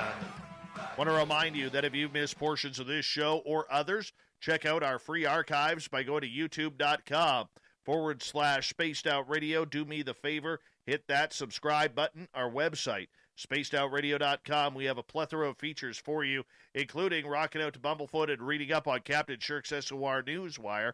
Follow us on Twitter @SpacedOutRadio and on Instagram @SpacedOutRadioShow. We continue on with the SOR Roundtable tonight. We have Nicole Sakach, who is a researcher and assistant with Grant Cameron from GoofOn. We have Rich Giordano, Science Bob, our resident scientist here. And, we kind of like him around here, not just for his beard, but his knowledge is pretty good, too. And finally joining us, our good friend from the Quest, we have Roy Washington. Everyone, welcome back. Thanks for having us back. Good to be back. Not a problem. Rich, I want to start with you on this one because 2 times in the last month and a half, there's been these reports of flying humanoids at LAX, the Los Angeles airport, where pilots have said it looks like that there's men with jetpacks flying around. Now, I first heard about it on your show. What do you know about this? Well, I know only what's out there. That one day over LA near the airport, planes coming in. What was that? I think about 3,000 feet. Guy says, do you have anything at such and such, this position? And they go, no. Why? Well, I see it looks like a guy on a jetpack. I just passed right by him. And then about a week later or so, a second report came in at 6,000 feet saying there's a guy on a jetpack flying alongside me, basically. Now, jetpacks, they don't go that high that we know of unless they have a lot of gas, a lot of fuel to get up there. And to go as fast as a couple hundred miles an hour, let's say even 100 miles an hour would be phenomenal for a jetpack, especially at that altitude. Now, there have been other reports and videos that show what looks like a guy on a jetpack landing at an airport, and people are questioning maybe this was the guy. And those were real, but I don't know why they were there or what it was that they saw. It was kind of pixelated. So it's interesting. Why would a guy on a jetpack be that high? It would be almost impossible with the technology out there. I've done a show on it, like you said, and looked up, and people sent me videos of people using the new jetpack technology. And there really are only 1 or 2 people in the world that are doing this. Mm-hmm. And if they knew about it, right, they would know about it. So if somebody had a jetpack, they would have worked with these other people in the world because you need them. They all need each other, these 2 or 3 people that are out there. So whatever it was, Dave, hey, man, even I myself have videotaped something that looked like a guy on a jetpack, and that was part of my show, showing the comparison between what a guy on a jetpack looks like and what I videotaped. Now, it's not a guy in a suit.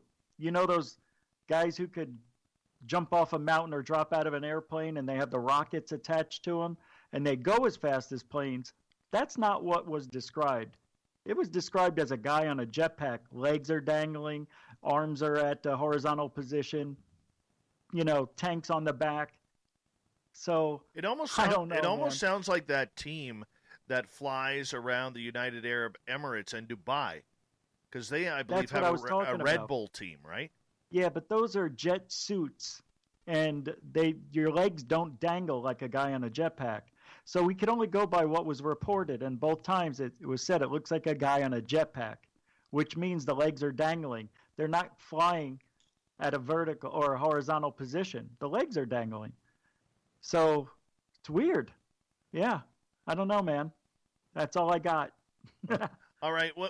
Roy, when you hear this, and you being former military, I believe you were in the Air Force, and thank you so much for your service, my friend. Really do appreciate that. When you hear of things like this going on near an airport, what kind of risk actually is stirred up by something like this? What type of risk? Maybe the guy being knocked out of the air or something. I really don't know. I believe it could be. I believe it could happen though. I remember watching, listening to Science Bob. I remember looking at Rocket Man. That was the old one of them action serials.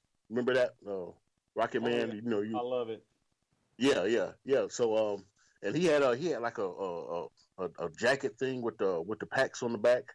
So I believe so. I believe that it could be going on right now.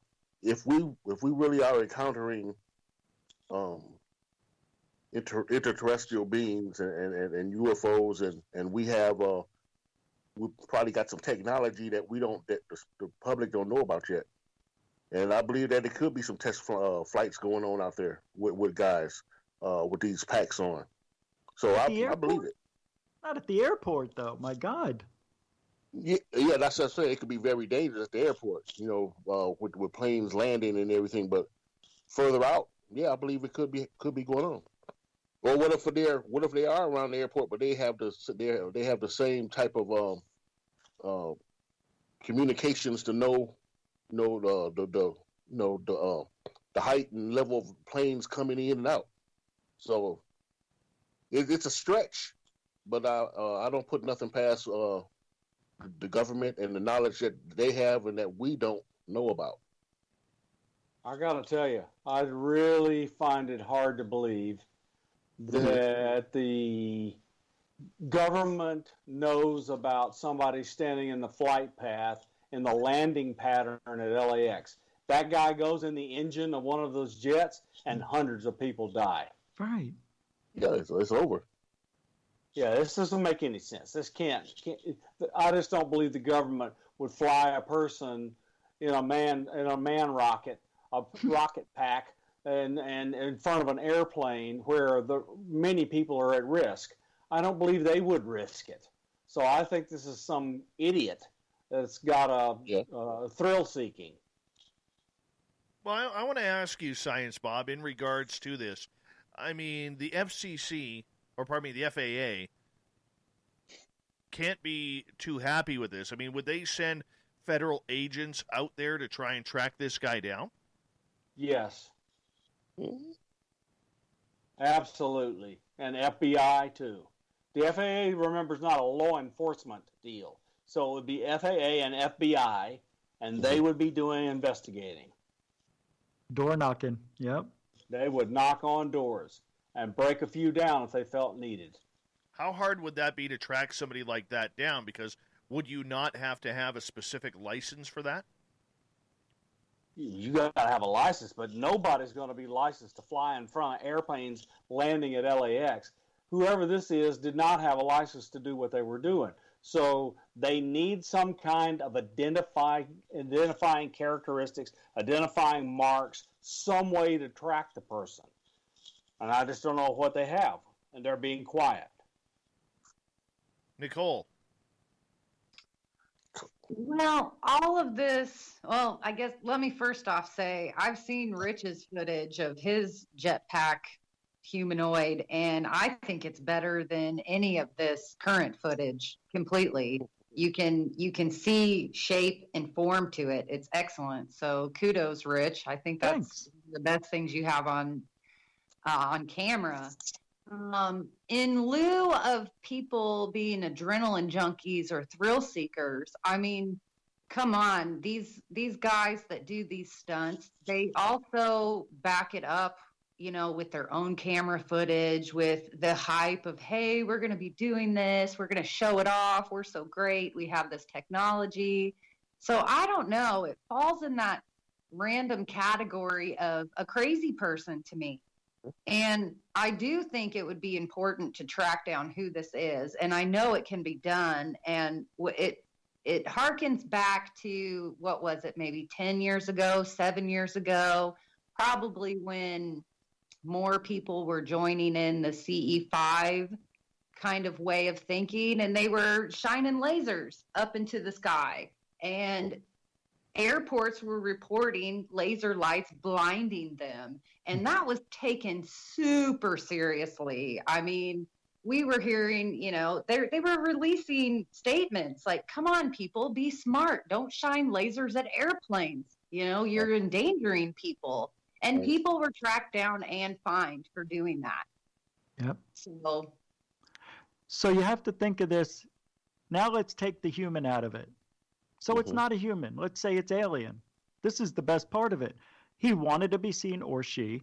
It wanted to be seen. It went to a place where there's a lot of traffic of these big things that fly in the sky. What if it was somebody who had the possibility, maybe was able to time jump or go to a different dimension or whatever. Good point. It's very, very dangerous to do what they did. And they know that if it was a human, and they know they can go to jail for a long time and a lot of fines, and the government would not be nice to them. They're not going to cut them any slack. So if you take the human out of it and say, well, it was at 3,000 and 6,000 feet. That is not at jetpack altitude that we know of. Usually they're only 100 feet off the ground, as far as I know. You want to go back and talk about Rocket Man. That's not even what this was described. Rocket Man had his legs flailing about behind him. This is a jetpack guy. Sovereign Cosmic Wildman in the chat room has probably the perfect comment for this. He says, goof on, it was Andrew Bashago. Confirmed there are Stargate time travel jump rooms at LAX. That's probably it. That makes sense. They time jumped, just got a little bit off on the landing. I get it. Yeah, we're going to have some Olympic deductions for that landing. You got to stick the landing. You have to. Well, and there is video of it. I guarantee they videotaped it somewhere. You don't do that, pull that stunt off, right? There would have to have been a vehicle following it just in case it wiped out. I don't know. It's the most bizarre thing. Roy, you wanted to say something. Yeah, and I wasn't saying it was like Rocket Man. I'm just saying that the conversation reminded me of that old adventure serial back there. But yeah, as far as thrill seeking or whatever, I remember we've seen stuff we'd never seen before. That the Bo Holyfield fight, guy parachuting in, through the into the was that stadium. Was that at Caesar's Palace? Very dangerous. It was Caesar's Palace. Then got caught up in the ropes. Yep. They were beating on him, too. Yeah. And he got dealt with pretty harshly, too. But, yeah, that was very, very dangerous what happened there. Probably one of the crazier moments in sports history. True. That was insane. Insane. Science Bob, are you surprised there is no video that has come out about this yet on YouTube or just been leaked to the public through, a fringe media site? I think we already have kind of the answer to that. Rich cited how high up it was. So a man in a rocket pack, thousands of feet above the ground, is invisible. To who? To people on the ground. Oh, yeah. Well, 3,000, you're right. And when you're on approach, you're not wielding a camera. And they're scared. They don't know what's going on. They're worried. They are on high alert for their airplane and their passengers. So even if they had a camera, they're not bothering with that. And it's too high up to be caught from the ground. The pilot said it was about 300 yards from them on the same level field. Oof. That's amazing. Yeah. I That's just don't nuts. get it. We're going to move on here, gentlemen, and Roy, we're going to start with you. Earlier this week, it came out that on September 1st in the United Kingdom, going into Leeds International Airport, a Boeing 737 nearly collided with an unidentified aerial object.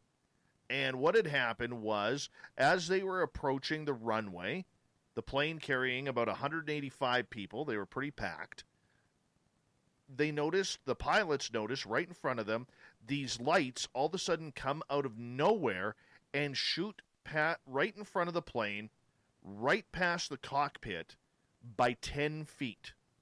10 feet. You know, a police helicopter was in the vicinity nearby and stated that they saw what they thought were lantern lights near the beginning of the runway. However, the pilot said this was definitely not any sort of lantern lights coming at them. What do you think when you hear a story like that? I guess sort of the same way I feel listening to the other story. I really don't know where to begin on that one. It's something that could have happened, or I really don't have a good answer for that one. That's very dangerous, and I'm glad I wasn't on that flight. No kidding. 10 feet, Roy. Yeah. 10 feet from the cockpit. That's incredible. And it Yes, zoomed it is. on past. I mean, that could have been catastrophic, man. Yeah. Yes, especially with all those passengers on board, yes. Mm-hmm. Could it have been a UFO or something? Do you think it was? I'm saying, could it have been a UFO or something if it was that close and then got out of the way? I don't know. Nicole, what's your thoughts? Well, I would do my entire state in an injustice if I didn't bring up the O'Hare Airport incident. And I lived in Chicago at that time, and hearing the testimony, and not just testimony from the crew that were at the airport. I believe it was United crew that started reporting seeing this above the airport. They actually held flights until it disappeared, and it caused a hole punch through the cloud bank that was present. There were people reporting this that were driving on the highways and the interstates around O'Hare Airport, and it was completely blown off by the FFA as a weather anomaly. And I know it's a big deal when you hold flights and have other flights, in a holding pattern and are telling them not to land. Do you do that for a cloud anomaly? I don't think so. I know the airport employees were also silenced. They were told not to talk about the incident anymore. Of course, there was some leaked footage and things. I saw pictures of the hole punch cloud, and, it was a perfect disc straight up through the cloud bank. And I truly think that, these incidences over airports follow that theory of wow. They are making themselves known. It is a public place. It gets a lot of attention, but it's also it's shameful that the FFA did not investigate it at all. They just threw out the weather anomaly line. They left it at that. No further investigations. There was MUFON teams and other private investigators in the area that talked to these witnesses, talked in and out of the airport. And I think, it falls to the community again to research this. And I like what Rich said earlier, if we take the human aspect out of this, and if this is alien, maybe they learned from incidences like the O'Hare incident, where, you can put a craft even above an airport and it's still going to get silenced. But I kind of extend this to, okay, maybe this wasn't a person on a jetpack.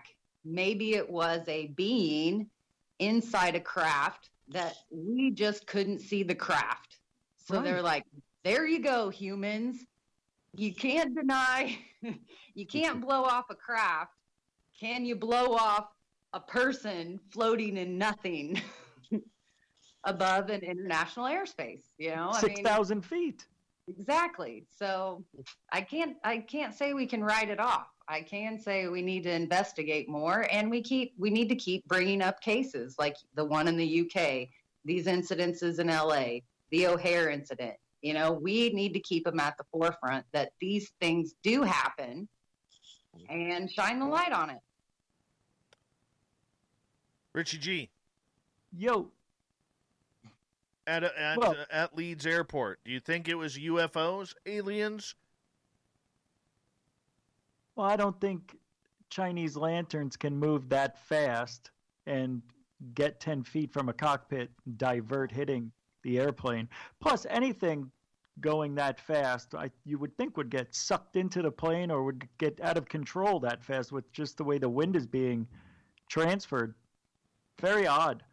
I like how people on the ground, you said it was, who saw it from the ground? They were looking up. A police helicopter had said they saw what it looked like 2 lanterns just above the runway. Yeah, that's what they look like. But a lot of us, we see those videos over the ocean or somewhere over a city, and it looks like the Phoenix Lights, and we automatically say it's flares. We never get to see the whole video most of the time, so we don't know the true movement. I wish there was, but there's got to be video of this somewhere. I'd like to see it. When did it happen? September 1st. You would think, right? Somebody somewhere. But that was it. They just saw the lights at the end, and then they went right past them real fast. They were hovering the lights. Yeah, the lights climbed up to the aircraft, kind of like a missile would go up to the aircraft, and then it zoomed over top of the 10 feet from the cockpit, and I think it was at either 10 o'clock or 2 o'clock. But before we go to break here, Rich, I want to get Science Bob's opinion on this. Is there any way, Science Bob, that this could have been a drone? So people don't understand how much weight a big airplane does. Anybody flying 10 feet from the windshield on an airplane, drone or not, they're going to get buffeted to hell and back. I am not buying it. Yeah, that's right. Me either. I think they got aliens there. That's just me. Everybody, Roy, do you think they got aliens? That's what I believe. Mm-hmm. Nicole, am I allowed to say you've got aliens? Oh, heck yeah, you're allowed to say we've got aliens. I'll say your show. It's the phenomenon giving us all a woo slap. Wow. A woo slap. Yep. I'll buy that for $1. Oh, that would be a great finishing move if Nicole was a wrestler. The woo slap. Yeah. Yeah. That is unbelievable. You just created a T-shirt, a hat, and a blanket. Mm-hmm. And don't forget to bring a towel, everyone. I love it. Don't forget to bring a towel. The woo slap. That's unbelievable. Yeah. Good one. I think so, too. Gentlemen and lady, we are about 35 seconds away from going to break here at the top of the hour. As we are down 2 hours here on Spaced Out Radio, we have 1 hour left with our fantastic panel tonight on the SOR Roundtable. We have from the Quest, we have Roy Washington. We got Science Bob McGwier from Science Bob and Friends. One of the top scientists, probably one of the smartest 2 men I have ever met, next to my cousin Darren. Science Bob and Darren, smartest dudes ever.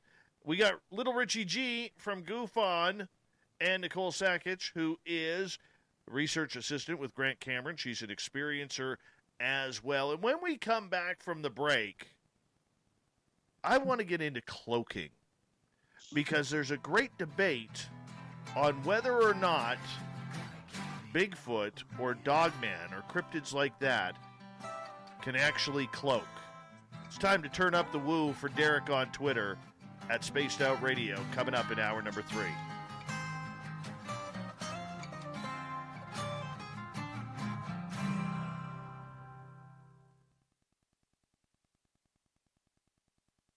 All right, everyone, we're clear. Okay. Yeah. Chat All right. That was a good half hour. That was good. Let's all clap for Quest. Explain to us, what was this nap like? Because, I mean, that sounded like a power nap, man. Well, I had the video, the music video this week, and so we're still going over promotion and stuff for that. And, right. Yeah, this has been a long week, really long week for me. So yeah, had a few. I was watching SmackDown on one of them, and at some point during that program, I dozed off and woke up and was like, oh my God, I had to call you. Hey, I just have to quickly step away, run my dogs outside. Roy, tell everybody about your video. It's a song called "Secure the Hatch." We had an amazing time shooting it this past Saturday, and it's a song bringing people together. It's a conscious song, just talking about keeping a lot of bad habits out of your life. No one's going to be perfect, but just becoming better individuals, better citizens, neighbors, etc. And it was just a magical time. We shot it, and we just had people just coming, just wanting to get on set with us. And man, it was my very first music video I ever shot. So it was a lot of fun, and I'm going to premiere it Monday. So just excited about it. And we're getting ready to shoot another video on the 26th of December. So just stepping up my game and, just doing what I was brought here to do. That's good. So I hope you guys watch it and then give it a thumbs up and a like, a comment. That'll be great. Share. So I'll be sharing it in the SOR group on Facebook and Twitter, and I don't know if any of you guys follow me on Twitter or friends with me on Facebook, but yeah, on Monday it's going to be the night. Oh, excellent! Very watch cool. I follow you. You do on Twitter? Sounds like it's going to be great. Yeah, it was a lot of fun. A lot of people from different races, ethnic backgrounds came, and so it was just like we were just all one family. I think that's the power of music. You have perfect strangers come up, and before it's over, it's just like you're all one family and everything. And I've done hooked up with some of them on Facebook now, and so that's to me that was a home run. Seeing people just having so much fun and excitement. It was great. Sounds like a message of oneness, and yes. A lot of in the community follow that wholeheartedly. So beautiful. Good job. Thank you. Yeah, that's what music does. So what was your all week like? Monolith, gossip. Christopher Peters, who used to be an actor and Hollywood producer, came out his story on Third Phase of Moon about this message of love, and he can create spirit orbs out of his hands, I guess. It's a weird thing. We don't know how he does this. We've all tried it. And, you can see stuff come out your own hands with a phone light, while you're recording, but he makes them come out and he follows them. And he's just been having weird experiences in for the last 2 years. He said he's always felt something his whole life, but just the last 2 years, something changed. He said his eyes changed and he was able to see things differently. And he started feeling beings, and he figured out that it's all of his past relatives and bloodline. Mm-hmm. It's a very interesting story. But his stepmom is Barbra Streisand. So a lot of these people are going to start talking about him, and other people in Hollywood are coming forward. So that's something Third Phase has been working on. This is Chris Peters? Yeah. His mother, he dated Sharon Stone. Yeah, no, but Lucky bastard. they've got his parents. They got his parents wrong. Who did? Barbara Streisand doesn't have anything to do with Chris Peters. No, I said it's his stepmom. His father, Jonathan Peters, who was a big Hollywood mogul, married her a long time ago. Got it. Yeah. Yeah, so Leslie Ann Warren is his mother. Christopher Peters is? Oh, I didn't know. Yeah. She's huge in her own right, too. Yeah, she's not as big as Barbara Streisand, but she's a big actress. That's amazing. This is Hollywood A-list. I know. He's got to learn how to grow a beard, though. He does. It's a terrible beard. Terrible beard. Heck of a nice guy, though. All right, guys, we got 40 seconds left. I want to say a big thank you to DB Cooper, Fast Hemi, Manitoba Becky, and Vinny for the amazing super chats. Thank you to everybody who's given us a thumbs up and thumbs down tonight. Make sure if you're brand new here, you hit that subscribe button. We'd really appreciate the support. And if you want to pick up some SOR swag, we have our store on Facebook. Go to YouTube, facebook.com/the SOR Vault, because it comes with a free piece of coaxial cable autographed by Cable Guy Matt. Remember, you cannot buy these in stores. Here we go.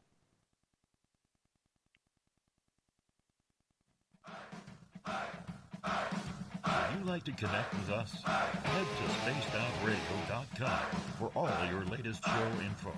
Now, back to Dave Scott and SOR. Here we go with the third and final hour of Spaced Out Radio tonight. My name is Dave Scott. I appreciate you all tuning us on in. We welcome back everyone listening in on our terrestrial affiliates around North America and digitally on TalkStream Live, Revolution Radio, and KPNL. Remember, you can check out all of our archives for free by going to youtube.com/Spaced Out Radio. Just do me the favor, hit that subscribe button. The Desert Clam has set the password for tonight in the SOR Space Travelers Club. What do you got for us, Clam? Malicious. Malicious is your password. Use it wisely, Space Travelers, as the Clam sets the password each and every night right here on Spaced Out Radio. Our website is spacedoutradio.com, where we have a plethora of features for you, including rocking out to Bumblefoot and reading up on Captain Shirk's SOR Newswire. Follow us on Twitter at Spaced Out Radio and on Instagram at Spaced Out Radio Show. For the final, not the final time tonight, because we're going the full hour. The Roundtable goes the distance here, and we have with us Goof on Radio's Rich Giordano. We have from the Quest, Roy Washington, Science Bob McGwier, and Nicole Sakach, who is Research Assistant at Grant Cameron. Everyone, welcome back. Thank you. Yep, thanks.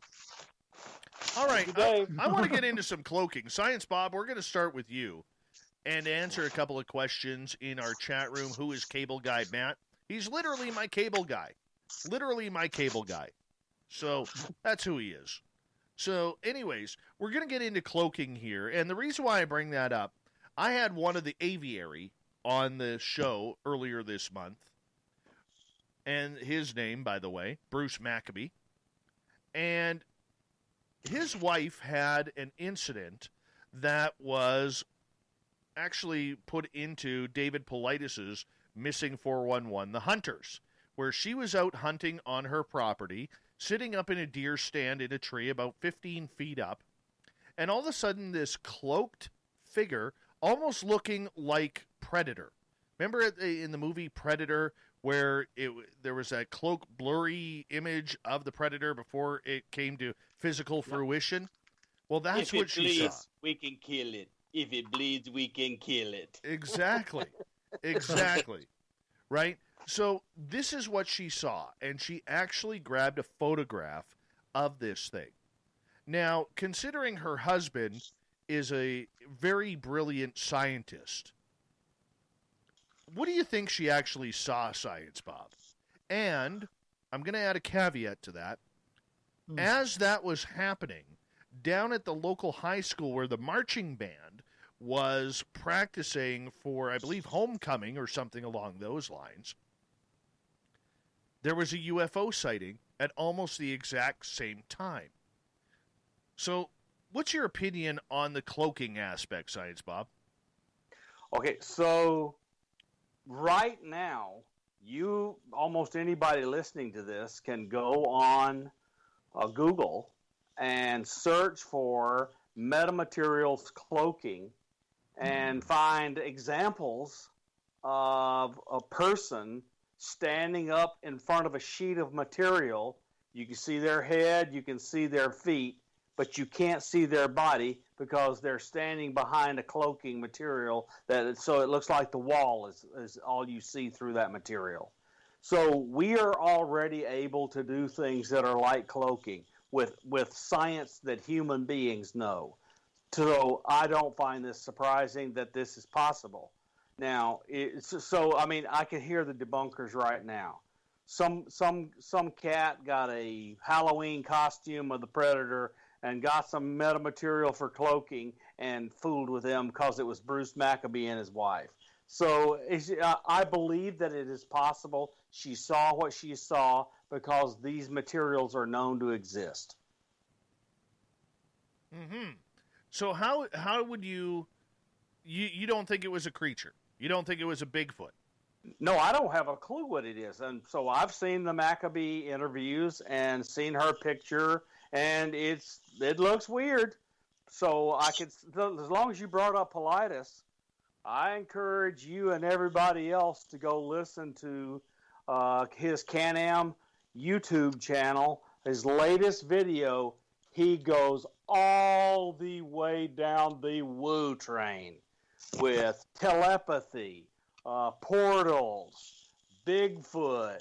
He goes all the way in. He's talking about bringing in psychics to help people, help find people, and gives an example of a psychic person helping people find someone who had been missing.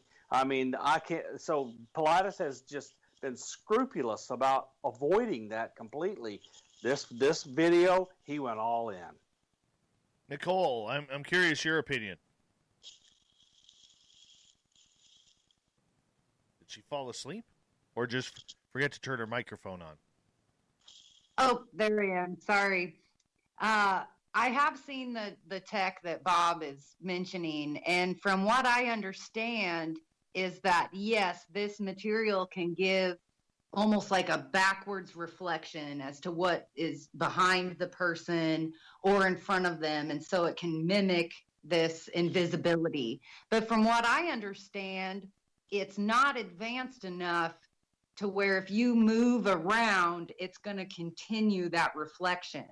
So I would say if this footage is of something moving and remaining cloaked, then I'm going to say it's a stretch that it's, human technology, just based on what I've researched. You can't really move around with these blankets. Mm-hmm. Well, here's the thing. A lot of First Nations and indigenous people across North America tend to believe that Sasquatch and creatures of that ilk do have the ability to cloak themselves because there is something potentially supernatural with them. So when we look into that, and I'll ask you this, Roy, if we look into that this could be some sort of science that we do not know about regarding these creatures, do you think it is possible that she saw a cloaked Bigfoot swinging through the trees? I think it's possible. I've heard before. I've heard interviews that the guy being interviewed said he have seen Bigfoot's cloaking and then coming, into full view. I believe, and I also believe that they may be a part of this the missing 411 with the people being abducted from some of these national parks. If they can cloak like that and are able to grab somebody who's far ahead in the group or trailing behind in the group. I've always believed that they're able to cloak.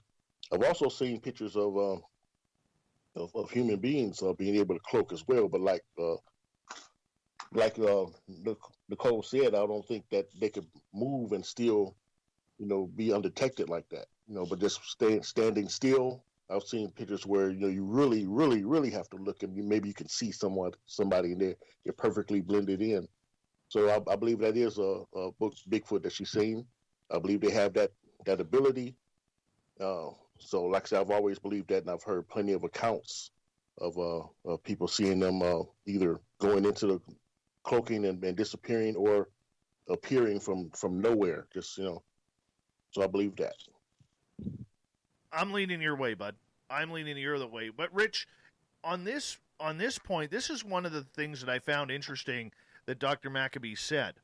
Okay, and that was that they were having people over for dinner, and because of this incident, his wife stayed up in the tree about another half an hour, 45 minutes longer than she normally would. But when she got back to the house, she had completely forgotten about seeing this creature, whatever it was, and actually taking a photo of it. Do you think, Rich, because you're more practical than I am, that maybe she forgot about it because she was maybe taken, considering there was a UFO sighting just a couple of miles away at the exact same time? Or do you think that she forgot about it because maybe she just didn't believe what she saw and just wrote it off as nothing? Well, I was going to say that, and I'll tell you why. Oh boy. Okay, so she sees this thing, so she says, takes a picture of it. This whole thing goes against everything that I hear Bigfoot is about. He can tell when electronics are around. Yeah, I know she was up 15 feet, but supposedly he's supposed to understand that signal from a phone or a camera. That's why he's so elusive and nobody really gets a full picture of him. Because I've seen the picture, not a big fan of it. And I think that's what she said to herself, that it's nothing. She got home. She had to get ready for the friends to come over. And then she was going through her camera and she's like, oh, yeah, that's right. Oh, my God, Bob, I think this is this. And then he probably said, well, talk to somebody about it. Let's get somebody to look at it. And who knows, maybe they stroked her ego and she started remembering everything. That's how it happens sometimes, though, They hear it from somebody else and they're questioning their own eyes and what they saw. Or it's what you said.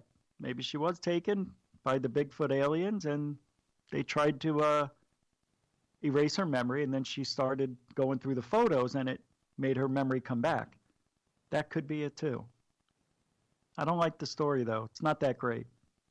All right, Science Bob, I want to bring you back in here because Princess Denali in our chat room brought up a good point.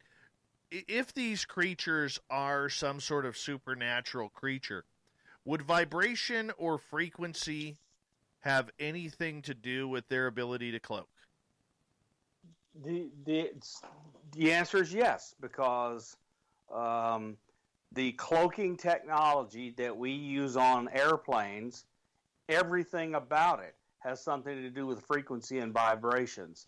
The materials that are put on our stealth fighters and bombers are there to deflect, cloak against radar.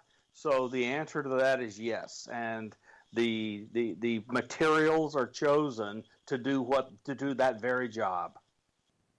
Okay, so if that happens, are those also made for a human level? Because the way she described this thing swinging through the trees, that's almost monkey-like. That's not very human-like. Humans would be a little bit more safer, shall we say?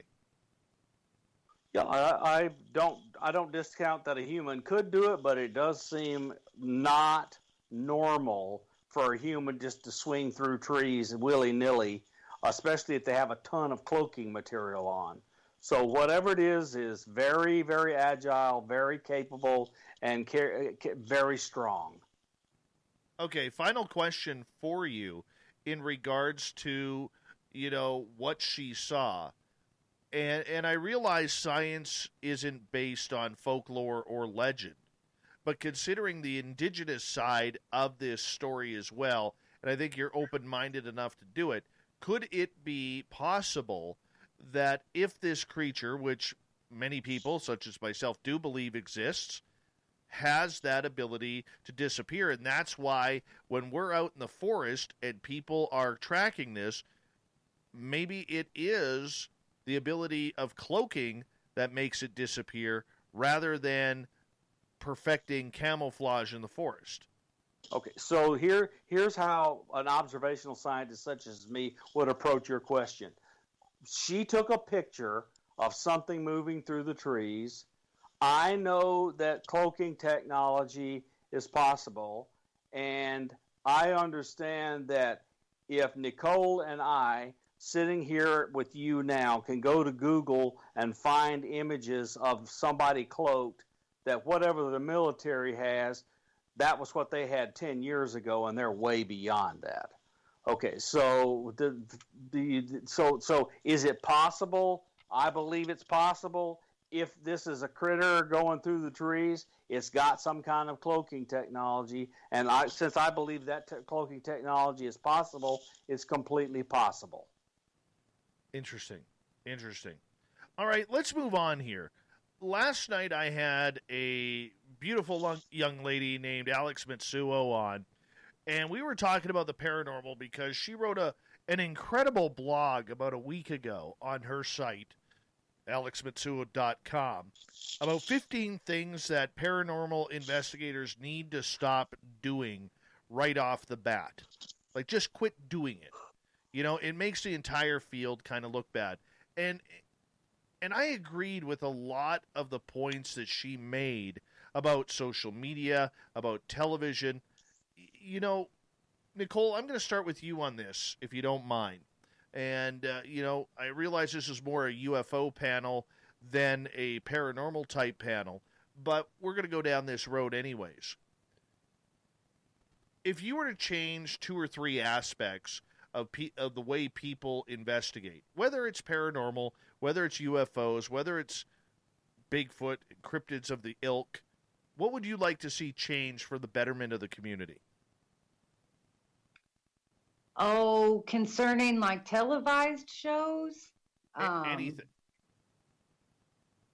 Well, I think maybe I would caution people about their preconceived notions or going in. It really drives me crazy watching a few of these ghost hunter shows where they're almost protagonists, like they're trying to make something angry in order to get some form of communication. With everything that I've kind of dove into, taking that approach just seems ludicrous. It's about, you know, making a welcoming environment and everybody kind of being on the same page, as in, you know, raising your vibration to be able to make contact. And as far as shows go, I hate that they say it's a version of reality when it's obviously scripted. We don't see the entire, you know, behind the scenes of these programs. And I think that's when people go out and try to mimic what they see on television, they never are going to get results. I think more of the behind the scenes need to be shown about, you know, how you set up these scenarios, you know, what kind of space you create in order to try to make this kind of contact. And I think that's where shows fall short. And I do think there's not enough emphasis on, you know, really not ruling out things because you think it's silly, you know, whether it's using a planchette, a Ouija board, or crystals. You know, I think you demonstrated on one of your shows, you know, the pendulum, and just different aspects of maybe like dowsing rods. And I really think it's an all hands on deck. I think we know that some of the science we have right now still falls short when it comes to trying to explain the phenomenon. but I think hyping it up just to get ratings or to maybe steer the narrative is really where it goes wrong. We need a clear version of what people are actually doing. And, you know, if somebody is practicing remote viewing and people don't know about remote viewing, they need educated on that. Or if somebody is holding a seance and people don't know about seances other than what has been debunked in the past, you know, with, you know, charlatans, you know, rigging tables to tip and things like this. I really think the community at large is still in the dark on a lot of these processes to make contact. So I would like to see a more open perspective on it. You know, don't hide the craziest of the crazy stuff. You know, oftentimes that's what people need to look at and explore and really dive into with. If that makes sense. All right, back to you, Rich, in regards to the paranormal. If there was 2 or 3 things that you would like to change for the better, whether it's in UFOs, cryptids, or paranormal ghost hunting, what would you like to see different? Give me some positives. I think we need to eliminate the words or anybody saying, "Did you hear that?" Of course I heard it. What do you mean, did I hear that? I'm here with you. I hate that. Got to stop saying that. Another one is, what is that? Well, I don't know. I'm in the same room as you. How am I supposed to know what happened outside? You know, I know I'm half joking. It's a very hard question because TV has to be entertaining. And the only way you make it entertaining, because this is you have to have a lot of patience in this field, whether you're UFO hunting, Bigfoot, sitting and waiting, you know, waiting for whatever. It doesn't happen like it looks like on Ghost Adventures crew. It's not, I mean, they're doing a lot of editing and some trickery. So that's what I would like to see, behind the scenes stuff. Same thing that Nicole was saying. I want to see these people reaching out. You know, the original Ghost Hunters show tried doing that. We're regular guys, we have daytime jobs, and we're ghost hunters at night. And they show them setting up the cameras, they show them doing research and getting all the wires right and all that. They showed how difficult it really is, and you need a pretty good wallet to get these good cameras. It's not that easy, and they make it look much more glorified than it really is.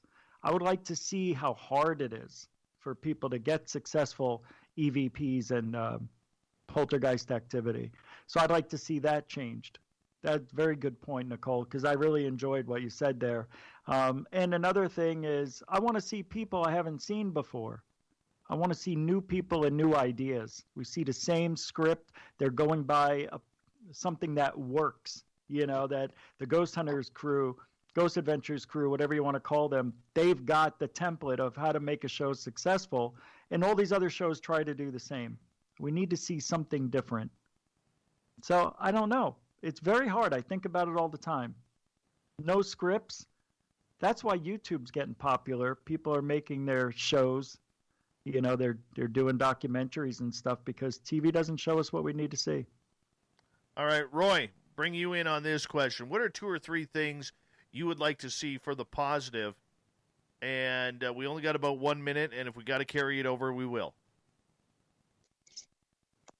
Well, you made a comment, was that last night, that you was a big fan of Paranormal State, and I was as well. I thought that was kind of a fresh show dealing with going into a home or into a place and you know, doing investigations. And what I just heard, it was good as far as they would bring people in that I didn't know about Chip Coffey before Paranormal State, you know, and that some of the other sensitives that they would bring in, you know, to, when they needed them. You know, I didn't know about the Constantinos.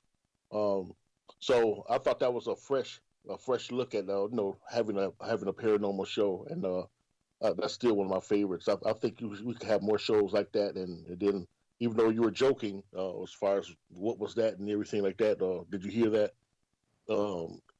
It's true. I would like to see less of that, and like to see more bringing people in and actually coming up with some answers for the people who are being troubled by these unseen phenomena in there. Roy, I'm going to get you to hold on right there. We are going to go to break. We'll come back to you with that same question, as well as Science Bob, Nicole Sakach, and Rich Giordano. The SOR Roundtable continues right after this.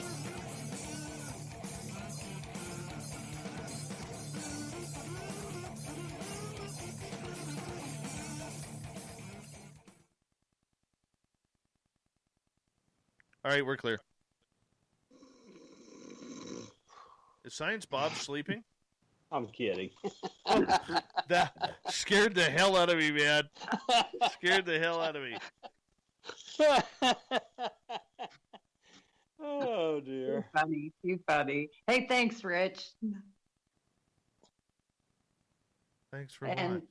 Pardon? For siding with me or going along with my comment. I just think. Well, you just stole my answer. So yeah, whatever.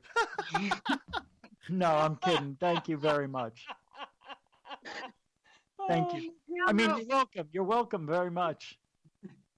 We do see this a lot on people's Facebook posts, especially with photos that they post, and they're like, hey guys, check out the light ship that I got, and then they get tore to shreds by the community, and then people don't ask the questions. They're not like, oh, were you practicing CE5? Was there a certain pattern with your contact modality? What do you do to get in the mood to bring these ships in? It's like, I think the community at large doesn't even know what questions to ask when there's information put out.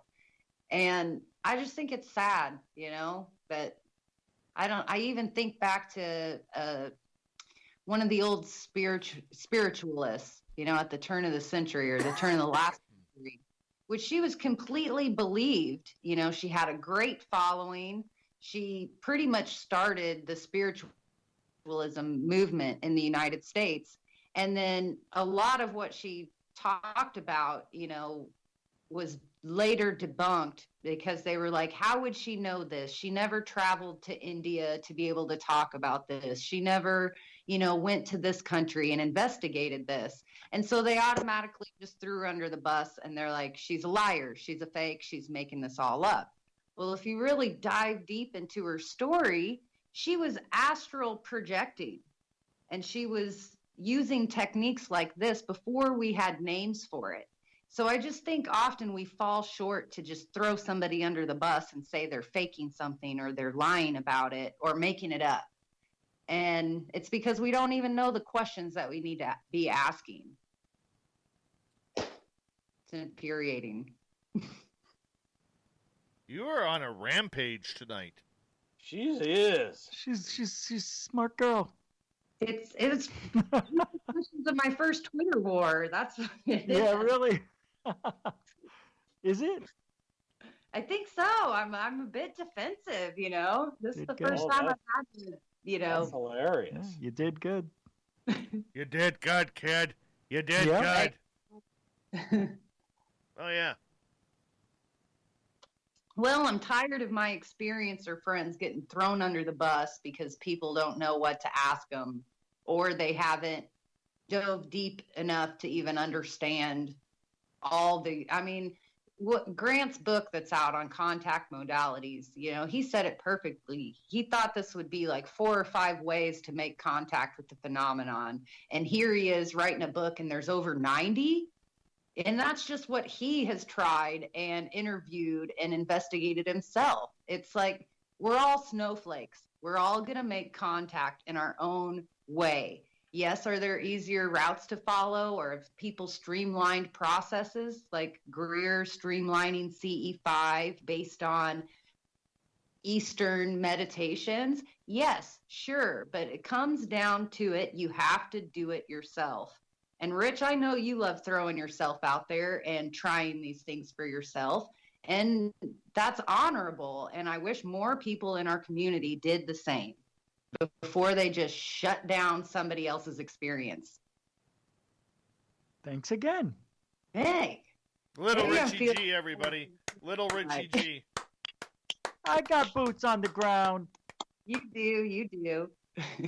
Doesn't look like it, though, I guess. I don't know. All right, guys, we got 1 minute. We got 1 minute. Your boots on the ground got you a Greer exclusive. Hey, hey, hey. I thought it was the shirt, personally. Yeah, 2 sizes too big. You look Look great. good. You looked handsome. All right, hold on, guys. I want to say a big thank you to everybody who is in the room. 172 people right now. Really appreciate you guys all tuned in. Damn. That's a new record for an SOR Roundtable, by the way. We got 86 likes and I think 3 thumbs down. But that's okay. Or 87 and 3. Appreciate that. Remember, you can support this show by the Super Chat. Hit that subscribe button or do a little shopping at the SOR Vault. Go to facebook.com/the SOR Vault, and you'll get your free piece of coaxial cable autographed by Cable Guy Matt. Here we go with the final half hour of the show.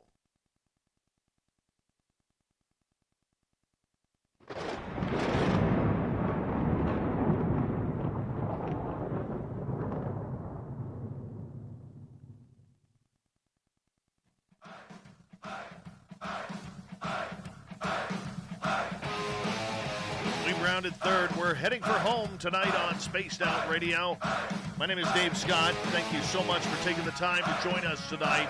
I really do appreciate the love and support that each and every one of you give us. I want to remind you that if you miss portions of this show or others, check out our free archives by going to youtube.com/Spaced Out Radio. Just do old Davey the favor, hit that subscribe button, and of course, our website, spacedoutradio.com. We have a plethora of features for you, including rocking out to Bumblefoot and reading up on Captain Shirk's SOR Newswire. Follow us on Twitter at spacedoutradio and on Instagram at spacedoutradio show. For the final time tonight, we introduce our panel of the SOR Roundtable. We are joined by Science Bob McGwier from GoofOn. We have Rich Giordano. Power podcaster Roy Washington is with us. He's dropping elbows left, right, and center. And the gorgeous and talented research assistant with Grant Cameron, we have Nicole Sakach. Everyone, welcome back. Glad to be back. Yes. And good show tonight. Thank you. Roy, we had to cut you off the last half hour in regards to 2 or 3 topics that you would love to see done differently in the paranormal, supernatural, in the way of investigation. I want to continue on with you on that. I was pretty much done. Just like I was saying, I just liked how Paranormal State brought in new sensitives and people from the community that I'd never seen before, and they went on to become household names. I liked how they did that, and also was able to give the clients more of a explanation, and even really help them overcome what was going on in their homes, and a lot of those cases went on to become better for the clients. So I liked that. All right. Yes. Awesome. Thank you for that. I appreciate that. Science Bob, I want to bring you in for the final word on this one. I forgot what the question was over the break. Tell me what it was. That's okay. In regards to if you had full control to change 2 or 3 research ways of the paranormal, supernatural, and everything, what would you change? I would mostly defund the Travel Channel. And I would find well-known people who are known to have very, very serious things happen around them without trying to hype it up in a television show, and figure out how to build a feature around each of them so that multiple people bring different perspectives, so forth, in some kind of demonstration for the public. I just not a big fan of this Travel Channel full of just crazy stuff 24 hours a day. Well, they are making money off of it, though. They are making money. It's a license to print money. Absolutely. All right, let's go to a very controversial subject here, because the other night I had a great Bigfoot guest on named Carter Bouchard. He is part of the Bigfoot Research Organization that is run by Matt Moneymaker. And Carter was very open and literally stunned me a little bit. And, of course, there are two sides to every story, so we would have to get the other side going. But some of the accusations that he made regarding the BFRO, I think, are a little unconscionable. And I never get to use the word unconscionable on this show, but I will for this one. Some of the examples he gave were editing reports, because the BFRO, even though they are not run by any scientists whatsoever, they want to be a scientific group. And if any report has any tie or any mention of paranormal, UFOs, or anything considered of woo-like factor, they will have no problem editing the post because they believe the woo, A, doesn't exist, and B, cheapens the reports. Rich, I want to start with you on this one. There's people who pay money to the BFRO for annual membership. What good do you think it does when we see reports being edited so that the group doesn't look bad in the eyes of their beholders? What about the money part and making them look good? Are you asking me? Yes. Would you like me to re-ask? I don't know. Maybe. Well, I'm thinking you're talking about the people who give them money to their cause, right? Exactly. And then you said something about the edit. I don't understand what you mean by how does that people make them pay look membership? better? Okay, look at it from a MUFON standpoint. You pay your membership dues for MUFON, correct? Yeah. Okay, well, in the BFRO, you pay your dues, you pay your membership. Okay, you get access to the reports with that membership. And with that membership, the people who run the board, led by Matt Moneymaker, are allegedly editing many reports that have any ties to the woo. Editing them how? Like negatively or positively towards more woo? No, or against the woo. So, for instance, I don't know why I'm not getting this. Okay, round three. If somebody filed a report, let's say you are an investigator, and I come to you, and I say, look, I had a close encounter with a Sasquatch, and 2 minutes after the Sasquatch all of a sudden ran off and started howling, and all of a sudden there was this bright light around, and I looked up and there's a UFO above. They would take that report and eliminate the UFO part because they don't want any part of anything that could be substantiated as woo to the stories. They want the clear story of it. Or people who report Sasquatch vanishing right in front of them. They will not file that report because it's too woo. That's an alleged thing that supposedly is going on. Why are people saying that? Because none of their reports reflect that, and people are now coming out and saying it? That's not how I gave them the report. Is that what's happening? Exactly. So Carter Bouchard. That's awful. Yeah. Yeah. Carter Bouchard, who is our guest, said he has seen it happen on numerous reports that he has filed with people. And he is a BFRO investigator and a MUFON investigator. Well, thank God somebody's talking about it, man. Now, how do we look into it and get some inside info on that? Well, that's the thing. That's what we need to do is send a report, see if they alter it, and then call them out, make a video and say, I sent them this and this is on their site. That's not, they're covering something up and I want to know why.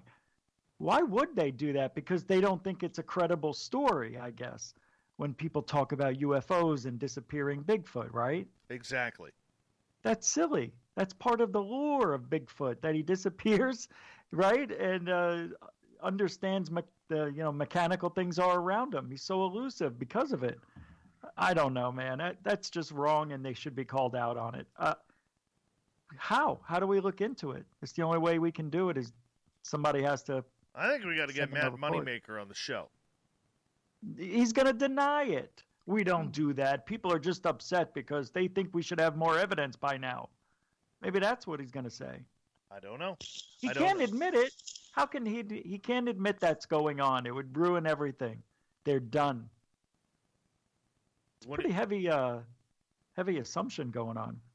What do you say about that, Science Bob? Oh, I'm with Rich. I'm just going to go all the way in and join him.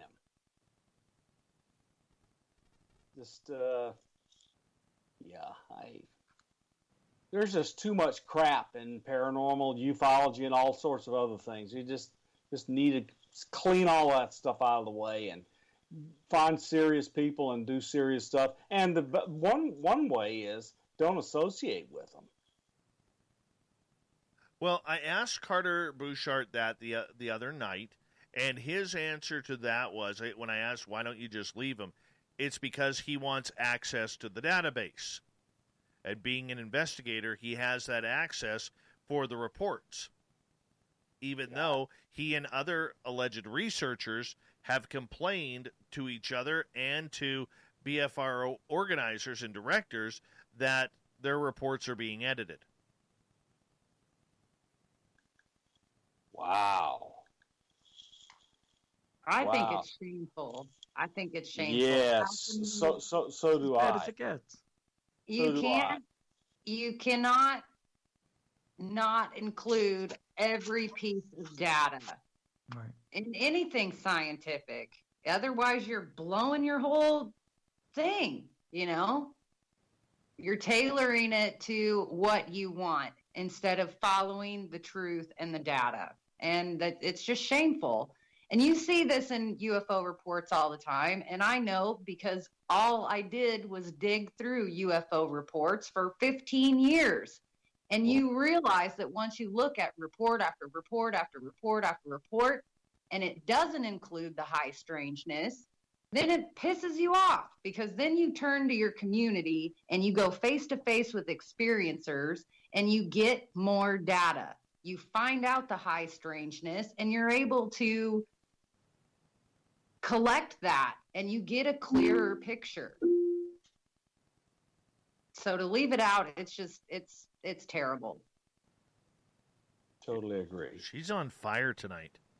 I'm with her. I'm with Richard, her, and Ron. Ron, look, why exclude? Look, I'm a scientist. You do not exclude data. Period. You don't exclude it. Yeah, but they're not scientists, Bob. That's the problem. They're not scientists. They're a bunch of people who claim scientific. I mean, it's the same thing that we're seeing with the whole journalism side in the UFO field. It's the scientific side that they are all claiming that they are capturing, but in reality, and you and I have talked about this many a time, Bob, science is not opinion. You cannot conduct opinion if the evidence leads you down the other road. And that's what they're doing. Well, science is neither opinion nor belief.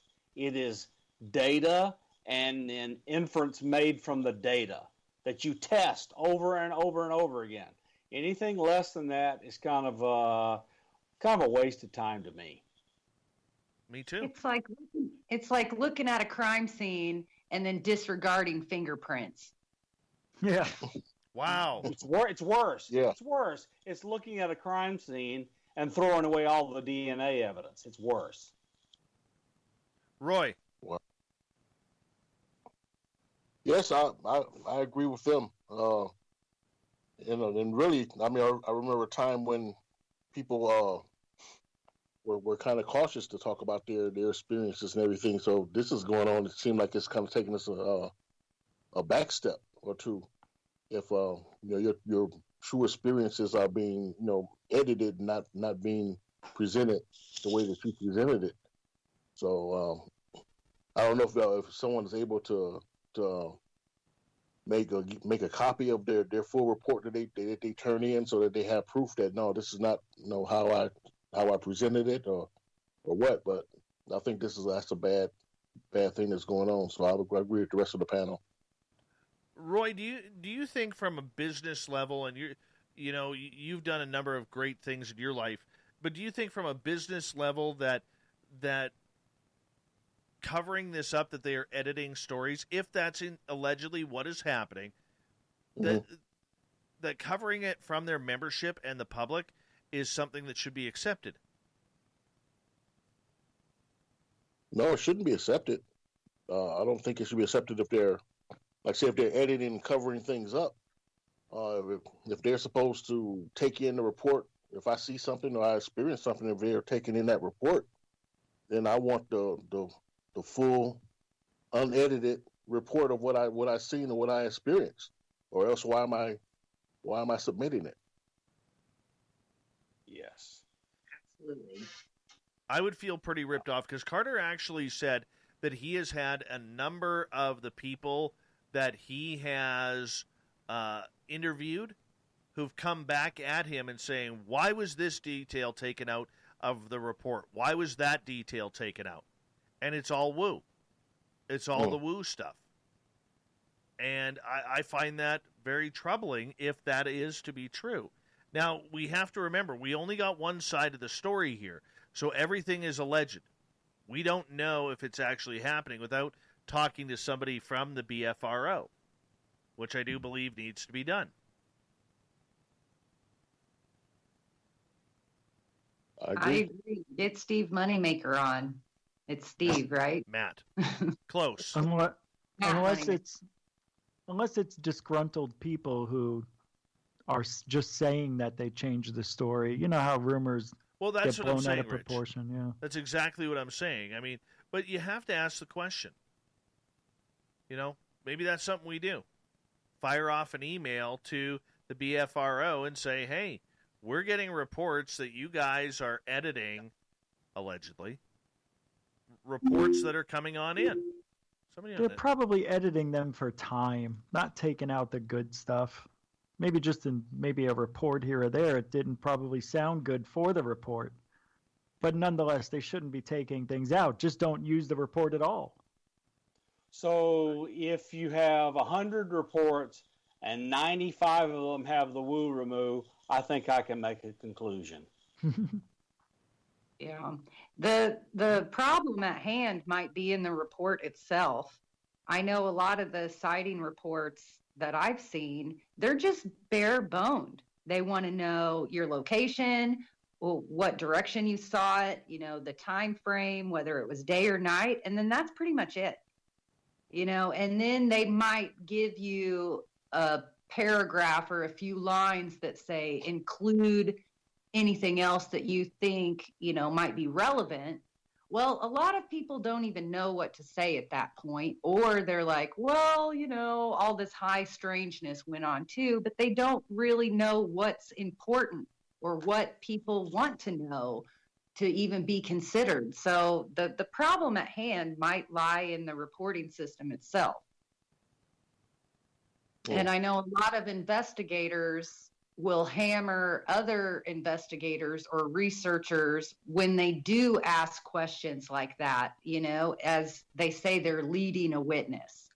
And I disagree with that. I think your standard run-of-the-mill person who has never encountered the phenomenon does not know what to include in a report on their own, unless they're dealing with somebody that's kind of holding their hand through this report, a fellow experiencer, that might ask the questions of, well, did anything else go on with your experience? Did you,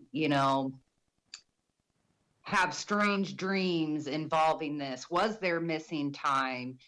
Just small questions like that. I don't think they're necessarily leading, but I think your run-of-the-mill person who has a sighting for the first time is not going to correlate, weird, strange dreams along with their sighting or, the silence in the air or animals going crazy. It's just these small things that when you're in the community, these things happen.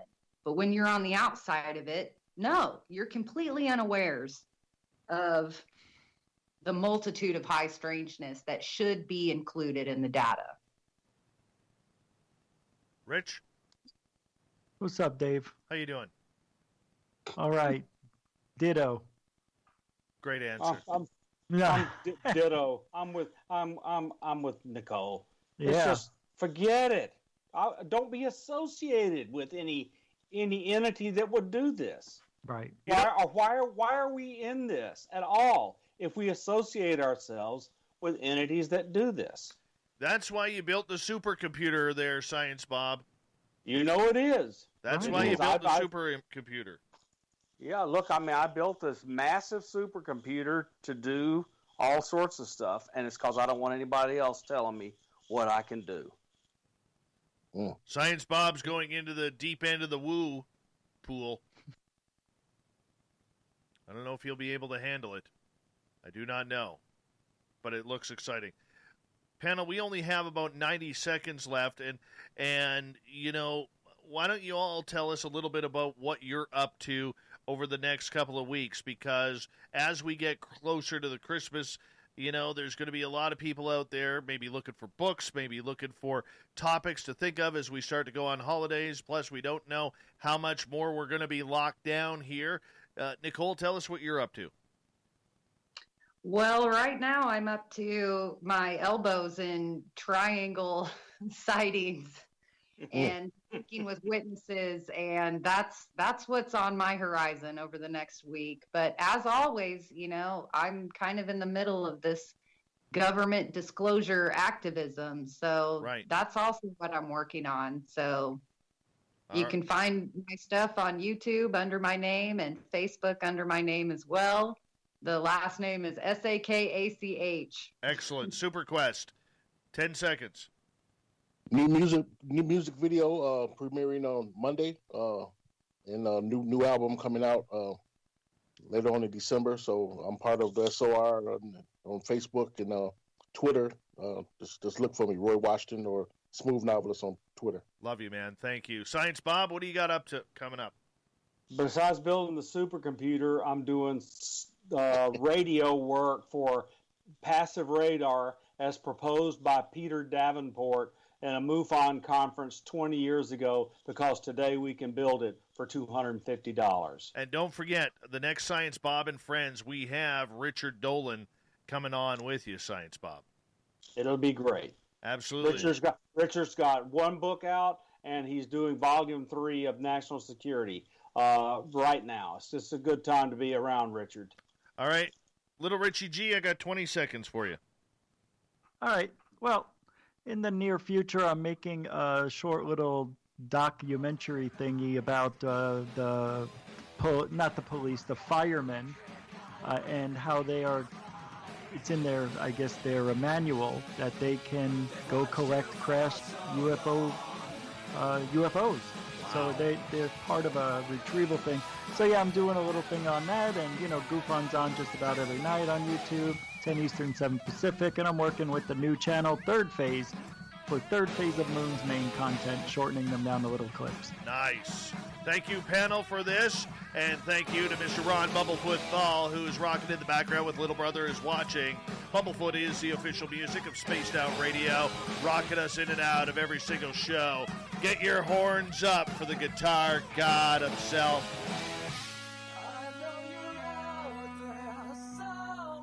Thank you to everybody tuning in at home, in your cars, at work, wherever you may be. Thanks for hanging out in our chat rooms and on Twitter at #SpacedOutRadio, because together, my friends, we own the night. Mr. Bumblefoot, we need a favor. We need you to take us home.